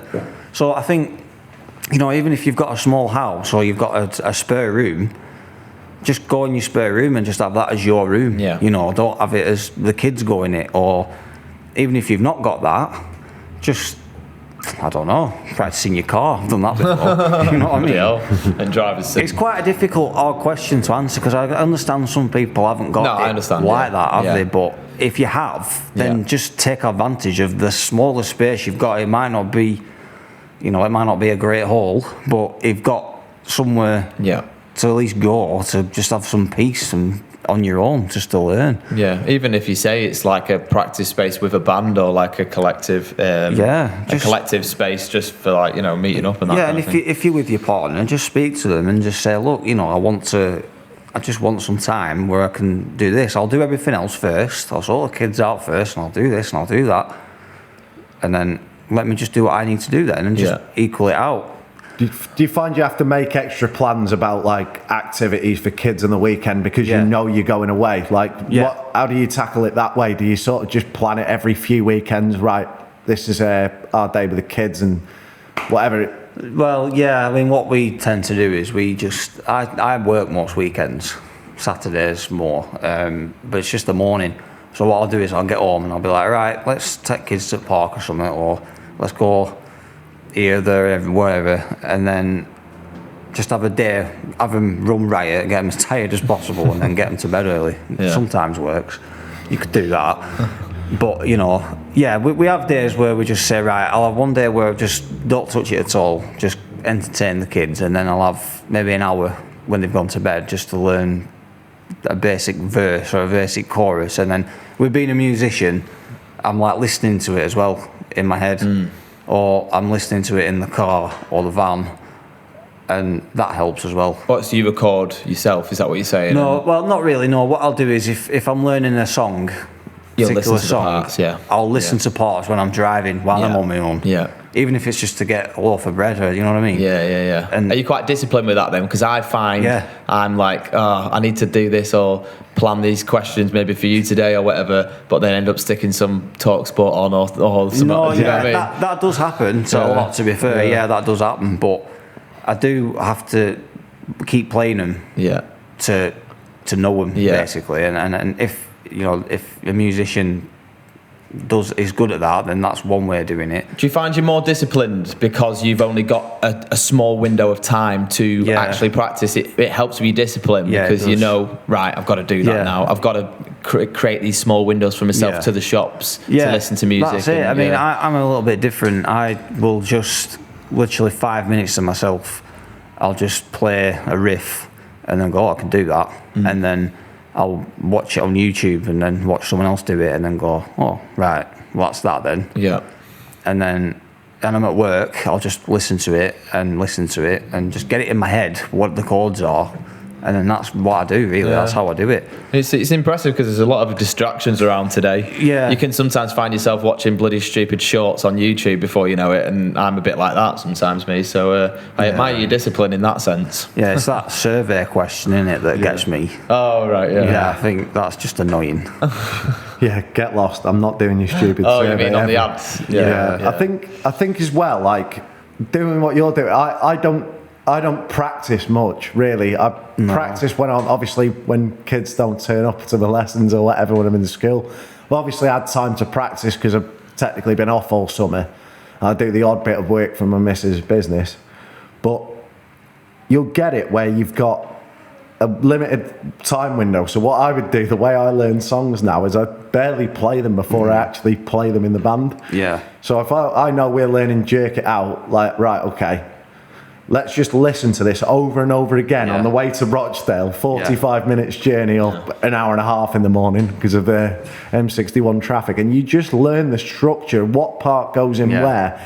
And then you just take in that sound. It's just the way they hit the, chord. That's what I do. I'm similar to that. I know some musicians are different, but if there's any out there that are like that, that is one way you could do it, you know. I tend to do that quite a lot, to be honest, listening to it over and over again until I'm sick of it. And then, do you write much? Are you much of a writer? No, that song I mentioned earlier, that's the only one I've ever tried to write. I don't get me wrong, it's always been a bit of a dream of mine where I've always wanted an album. Yeah. You know, like just to listen to myself or listen to my music over the radio. I've always wanted to do that, and I've never done that yet. Is there something that niggles away at you that you know you really want to do or you should do, but you just haven't got the time to do it or the mental energy to do it? Maybe because for me that is writing and getting some music out there. I think, you know, I have got a lot more to offer music-wise, definitely. And it does frustrate me sometimes because I know I can and I never get the time properly to do it. I need a lot more time to do it. Yeah. You know, the thing is with writing, I always think, it sounds like this song. It sounds like that song. But so it took me a long time, so I need a lot more time to do it, you see. That makes sense. But then you'll never get out of that. No, you won't. Because I think even my producers that have recorded my 2 singles recently have said, "Oh yeah, that sounds like something off the first Oasis album," or "That sounds like Everything's sounds like got to the sound like something, hasn't it? It's just annoying, isn't it? Yeah, You think inspirations has to come from something. So. Yeah, and I think it's all based around what you're listening to at the time. So if you can put 4 chords together, just have a go. You might like it, even if it's just on your Helix, just lay down a loop and just improvise over it, get a melody written, like do it that way. Talk to me about your Helix then. How are you getting on with that? So, if for anyone who doesn't know, Helix is basically a digital amp, is that right? With all the pedal boards on it and everything else? It's just an all-in-one, I'm guessing. Yeah, it's an all-in-one system, so it's like an amp simulator, so you can have like a specific type of amp. If say you wanted a Marshall Plexi sound, you can get that, and then you can pick a specific type of cabinet, which is like the speaker that goes underneath the amp head. I had a really cheap one, a Zoom one, but nowhere near the same, of course. Oh, but I get the idea of it. Yeah, the Boss GT5 was my first one. Right, yeah. They're good, those GT5s. I think really it was like good. early 90s, I think that. Yeah. They're unbelievable. So have you just ditched all your pedals now then? Yeah, And have you much. ditched your amp as well, or are you still running it? I've still got my amps, but what I did was I just thought, you know what, I've had enough. Yeah. I just want to do it. I'm going to go for it. Because you know what, you only live once. Yeah. I'm a full-time YOLO worker that full of kids. I need something to just get me Inspire happy. you. And I thought, you know what, I'm going to get the BMW of all guitar pedals. You know what I mean? And I thought, right, I'm going to get it. And I remember speaking to Lee, actually. I said, Lee, I've got an Helix. And he was like, all right, flipping heck. Yeah. Like, he didn't say that, but he said something else. But Yeah, but we didn't even discuss it, and you're like, right, I've ordered this Helix. I was like, where did you find the money for that? Well, I'm going to sell all my pedals. Do you want any? I'm like, well, I do. Well, there's quite a few on your board that I really like, but I really shouldn't, Jack. I said, I'll give you first dibs on these before I give them away. But yeah, that's what I did. I got rid of them because, one, it's just taking too much clutter in house. There's enough clutter in house with toys and stuff. Yeah. And I just wanted something like Simple. that. Yeah, but this is, to me, this is a starting point now. Now I've got this Helix and I'm building this studio in the shed. This is going to be something now where I'm going to get into the computer side to it now. Recording and that's where I'm going, and that's what I want to achieve now. Yeah. So maybe some writing will come then. Yeah, so that I've got a goal. So going back to the parenting, I'm thinking to myself, right, well, this is only temporary. They'll get older. I've got this now to think about, and that kind of that motivates me, drives Gives you me some to hope. Yeah, that makes sense. So I think going back to what you said about parenting and juggling and that, I'll have a goal as well. I've some kind of, there's some target of what you want to do and make it happen. That is so important because obviously, the goalposts always move, don't they? Yeah, you'll have had a goal, like Luke says it, right, once I play my first gig in front of a crowd, I'll be happy. Then once you play your first gig, okay, once I've done this, I'll be happy. So then your goal is to play acoustic guitar, a full set of acoustic guitar. Now it's full 2 sets. The goalposts will always shift because you're going to get better and better. And it's so important to keep you motivated. Yeah, definitely. It is. You've got to do it. Just don't give it up. Always keep at it and just have that goal, have that set, and think, right, I'm going to do this. Do you think there's too many people in this, maybe not just in this country, that kind of just go to work, come home, watch the telly, go to the pub, and they don't have an outlet? I have to call it an outlet, really, isn't it? I think that's the problem with depression in this country and mental health problems and all that. It is that happens a lot, to be fair. Yeah. There's a lot of people I work with that don't have hobbies. No. And they get home and just stick their heads in their phones and drink and then watch football and then go to work and then which is fine. Yeah. You know what I mean? I'm not saying it's not, but it works for some people, doesn't it? That to me is boring. I want my kids to grow up and say, oh, my dad's in that band. Yeah. My dad can do this. You know what I mean? No, it's absolutely, it's something that they'll look up to and go, all right, cool. Because if my kids, I've not got, obviously going back to what I said earlier about having the support and having the shops around and the guitar shop, not having any of that around, I'm going to say, right, well, if this is what you want to do, this is what I can say to, and I can help them out, because what the experience I've had now. Definitely, 100%. I think that's another thing, isn't it? I mean, if I'd have grown up in a musical family, I can guarantee you the likelihood is you go one way or the other. I'd have been 10 times better or not interested at all. Yeah. But if you've got the option to try it out and you're seeing a guitar every day, there's a chance you're going to want to give it a go. And Yeah. that's something I suppose you can pass on to your kids, like you say. Yeah. So talk Flash Floods with me then. So we know how you joined Flash Floods, obviously from the last part. What's the journey been like with that, and where are you up to now with it? Oh yeah, brilliant. Yeah. Got to be honest, I'm not just being biased. Favourite band? Yeah, absolutely. Because, you know, I've been in them other bands who've just been musicians, basically. This band, we're all mates, you know what I mean? And we're all into the same thing. We're all like, you know, we're all into the same era of music. And we just thrive off it, don't we, really, basically. And we love the banter, and that's what's important, I think. You know, it's not just playing in a band, you're actually mates. Yeah. And sometimes that helps a lot. I think it's one of those things, isn't it? When you're going to do anything, you want to have that side where it's right, four or five people in a room, like working hard towards the same goal. But like, if a football dressing room, put it this way, if you're in a really good team, but you don't get on with your teammates, that team will fall apart really quickly. Yeah, it does, You've got that camaraderie in the dressing room that will bring the success, and it's the same with a band. If you can just, like, someone will make a mistake, we're all just laughing on stage. It's like no one has to tell a joke, but when someone says something stupid, we're all thinking the same thing, and everyone's on that person. It's never a malicious thing. It's brilliant. We say some silly things live, don't we? You know, we probably shouldn't repeat any of them. No, but like when we do sound check and things like that, we just say, "What have you had for your tea?" And we go, well, I've had pasta, and then we'll do a radio advert.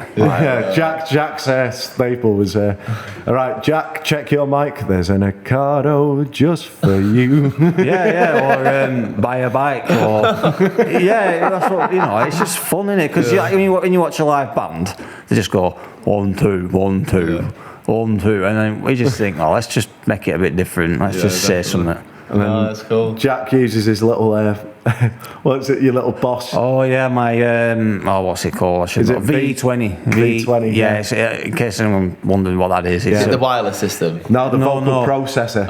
It's a vocal processor, which basically you can add effects to your voice on it. Yeah. It's a cheat, really. Yeah. Well, it's not to an extent. Depends what you use it for. If you're using it for the harmony setting or using it for the auto tune, I've got harmony. I've got harmony. Yeah, it's got this function on it called radio.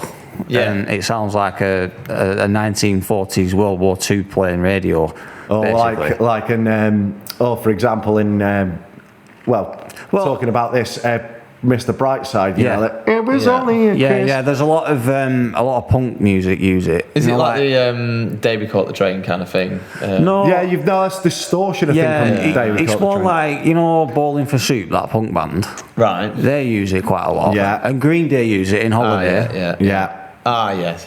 That kind of thing. And there's also Robot. Yeah, and also you've got the bits like on the delay. Yeah. Like sometimes you get a delay and then that gets the muffled voice. It's like a telephone talking through a telephone. The Robot's good though as well. The Robot's funny.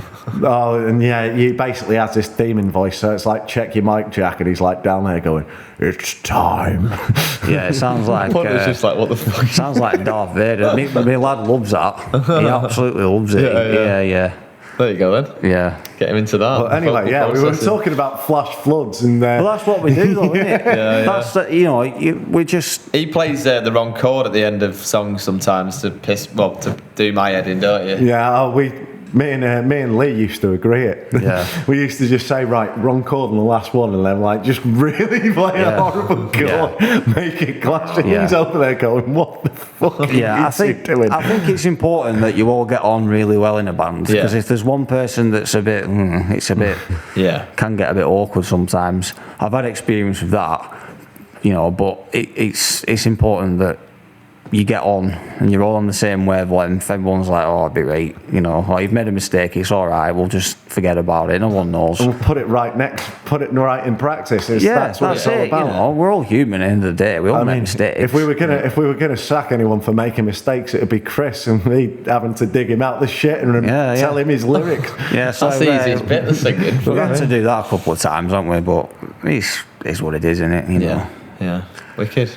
So up next for you then is basically creating your own space, hopefully getting into some digital recording. Is that right? Yeah. Yeah. And obviously continuing with the bands. Have you got any ambitions to maybe write music, join extra bands? What you up to now? Yeah, well, that's what I really want to do, to be honest. I mean, I'm already in 2 bands now, but I'm looking into like being a dep for some bands as well, you know, like if anyone's saying, oh, we need a guitarist, now I know about it, I'll be like, okay, just give me a list of songs and I'll play them, we'll have a one practice together and say, right, well, I'm here if you need me, you know, and if I'm unavailable. So I want to do that. I want to be like one of them that helps people out, because this in Flash Floods, funnily enough, it's the first band I've been in where we've used dep players, you know, where we've like had someone come in that sometimes on no rehearsal as well. Yeah, I want to be that person too, you know. It's another thing that I want to be doing. Like, has it generally worked, the deps that have come in? Does it work quite quickly? Does it depend? We've had some unbelievable deps. I mean, Lee actually came in off a dep gig, learnt all the songs in 2 days. We've recently had a lad called Craig. What a bass player he was. Yeah. We've had a drummer called Sean Calderbank. I don't know if you've seen him knocking about. I've heard He's of that, Wigan musician. He does a lot of the Wigan Rugby League fan parks. He's done a fan park for. I feel like do we not follow him on the podcast? Possibly, he might follow the podcast himself. He's one probably we should get on, Sean. He's brilliant. We've had Nick Southwood, who's in the Funtime Frankies. I don't know if you've seen that. I've heard of them. Wedding band. Knocking about. And he's also in a Queen tribute band, and he, funnily enough, replaced Craig in that tribute band. So we've had quite a few deps come in, and Gav's just recently joined the band, and he was a dep for us before as well on bass. Yeah, it's just we've been very lucky, really, to be honest. And then we can't forget Matt, who stepped in on rhythm guitar when I did my Reverend in the Makers gig. Yeah, absolutely. Yeah, he was a good guitarist, to be fair. He just came in and he was a good laugh as well. Like we had a rehearsal with him, and I was sort of like guiding him if we'd play anything different. I was just sort of there making sure he'd settled in, and I didn't need to be there. He just literally printed out every page of all the chords and the tabs as well. Made sure he had every bass covered. He was brilliant. And he got into the banter as well. And in fact, they all did. All the deps we've had. You know what I mean? You need that as a dep, really, wouldn't you? We've all thought, it's fine. Just chill. No problems here. Nice. No egos. Have you enjoyed coming on, Jack? Yeah, absolutely. Good man. Yeah, it's been really good.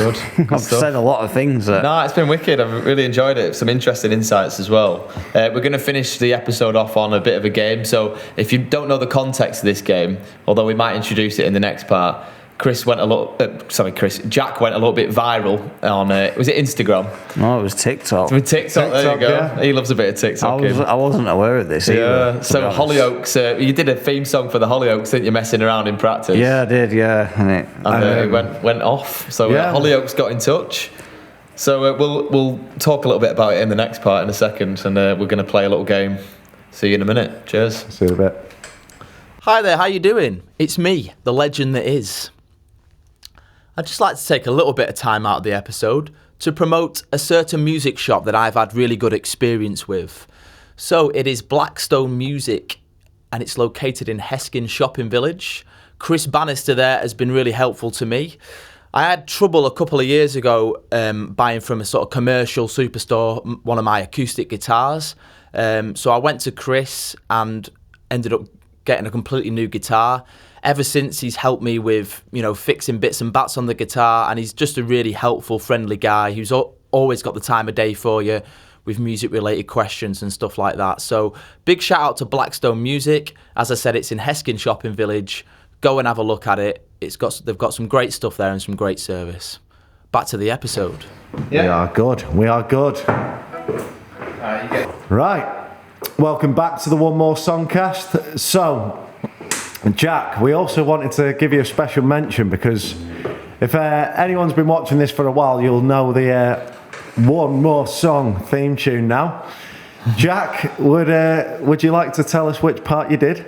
You alright, fella? Lads, does any requests? Well, what about the little voice break you did? I had a bit of a dry throat, didn't I? Lads, does any requests? You alright, fella? He was going through PBT at the time of You alright, recording. fella? Lads, does any requests?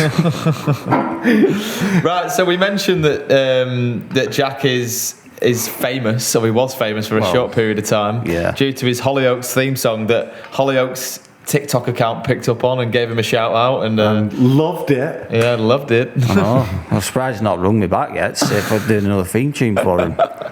So in that case, we thought, well, he's the king of theme songs, so let's get him to play a game with us at the end, which is guess the theme song. So we'll do a best of 3. Jack's going to play on his amp a few TV theme songs, and we've got to guess it. So what should we have as our buzzer? I think we should use sounds maybe from the theme tune then. Yeah. So, big shout out to Liam Tambor, who's created all of our theme songs for Instagram videos and whatever else. So jingles. All sorts. So what's yours then? Oh, do you know what? I might go with Abby's. Okay. Can I play your guitar? Abby, if you're watching this, you'll be very impressed with my impression. I'll do Lee's then. You do Wonderwall. There we go. Right, okay. So kick us off, Jack. Okay. Do you do Wonderwall? What's that? Is it not Hollyoaks? No. Shit. Oh, that's a free guess for me. Cool. Can I have a repeat of that, please? I've heard it. Top Gear. That's the one. Say it again, Lou. Top Gear. Yeah. Is it Top Gear? Fuck's sake. Top Gear. It's actually, Allman Brothers band, but they stole it and used it as the theme tune. Bastard. In the 80s more, especially. 1-0 Lee. I'm right on it. This isn't easy.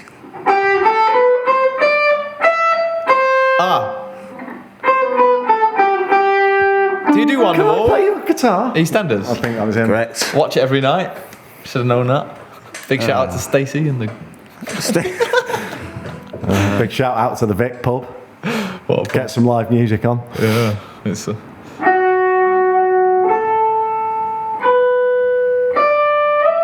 think that's it.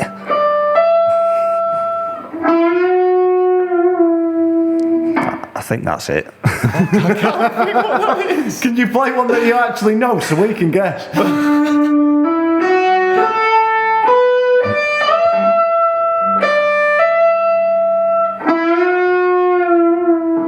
Think Can I about play your guitar? What? Is it A Touch of Frost? Yeah. Yes! Get in!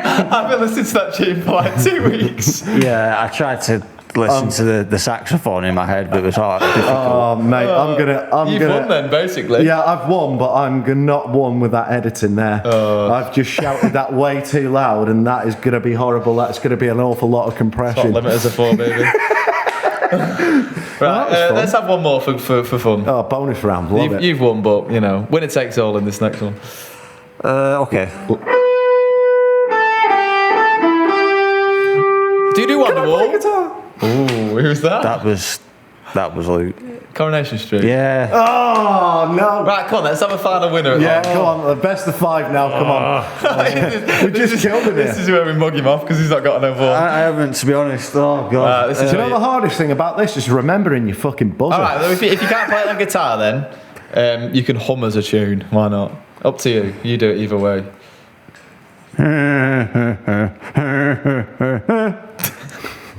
Right, yeah. Not a clue.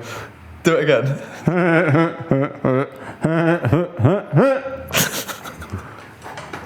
No idea.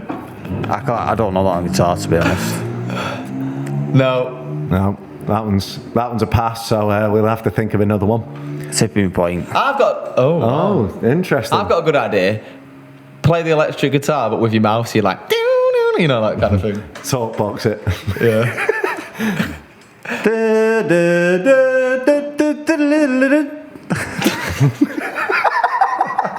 Oh my goodness me.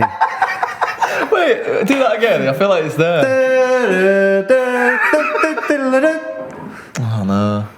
The Chase. Oh, of course. Yeah. Jeez.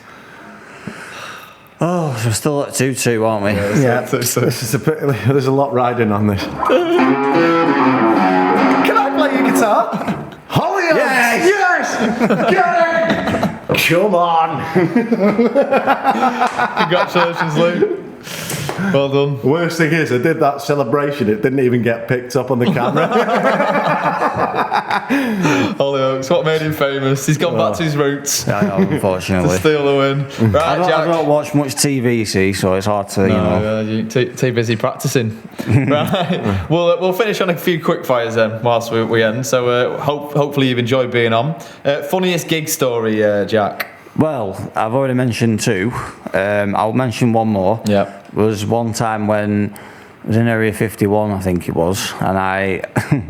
a bit too many to drink, because it was like my first gig with him. I thought, all right, let's just have a few beers, be fine. Settle the nerves. Yeah, and I tried to play a lead guitar solo to Sweet Child of Mine, and instead of playing it like... I went something like that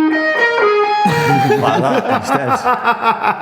And then I was like, oh. Everyone was like, oh, Sweet Child of Mine. I was like, no, it's not the right, sir. Fucking rewind version. So I was just like, Oh no. And did it not end well then? Did you not no, it recover was it? a bit too sharp. I think you need someone with a mouse voice to do that, you know what I mean? Yeah. Proper high pitch. If you could go back to your 16-year-old, was it 16? Yeah, 16-year-old self. You're probably at school a bit frustrated with music, I imagine.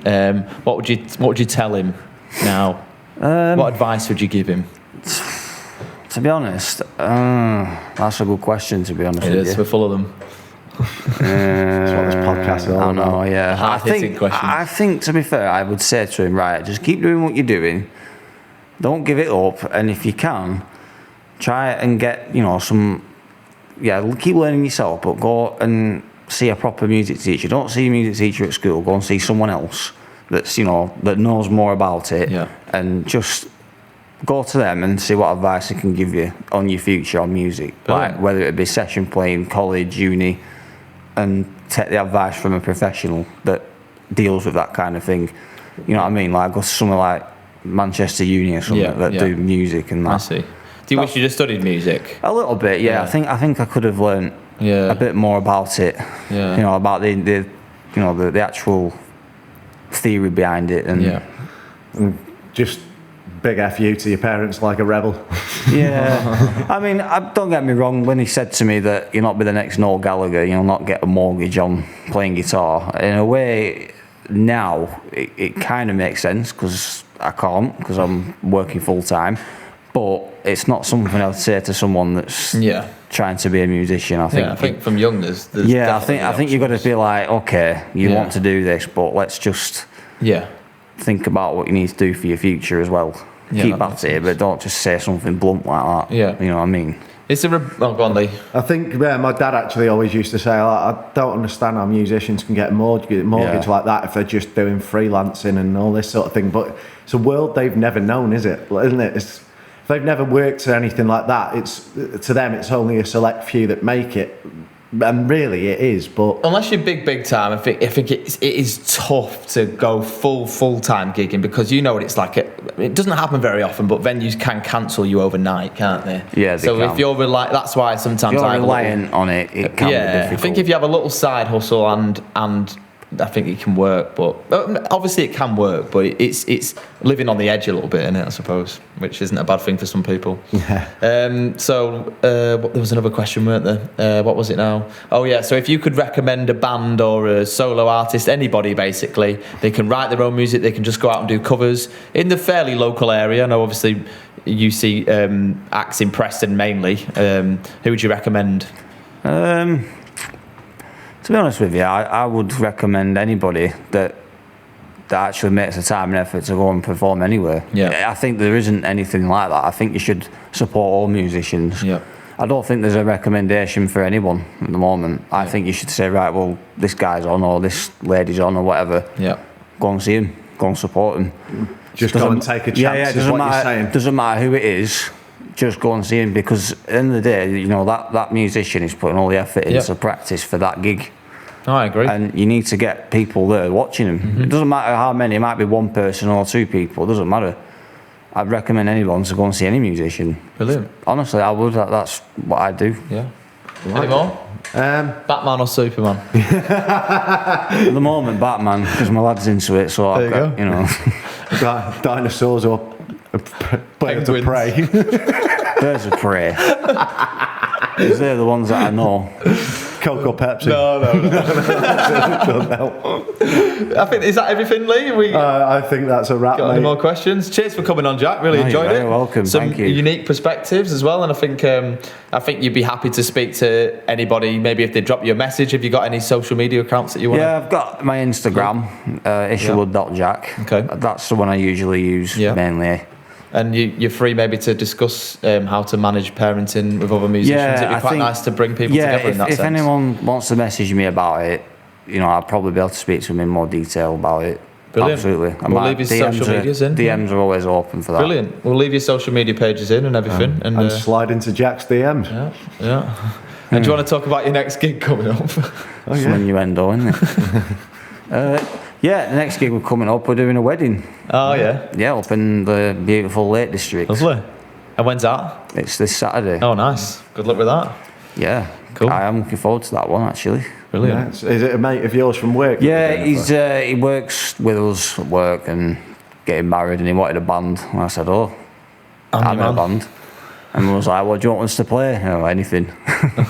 TV theme songs. Love it. Yeah, that's all it is, to be fair. Just anything. I'm a really big fan of TV theme songs. Can I book you, Jack? Oh, God, yeah. I've only got four let me just go on and let me just have a I've look got up. three. I've got three down. Yeah, just give me a couple of days. I'll have to. The rest I'll hum for you. We can't play it, we'll hum it. That's a unique selling point there. Goodness me, yeah. I'm not looking forward to re-listening to that one. Right, big thanks for you coming on, Jack. And we'll see you for the next one. Catch you later. Cheers. Cheers. Thank you. One more song, one more song, one more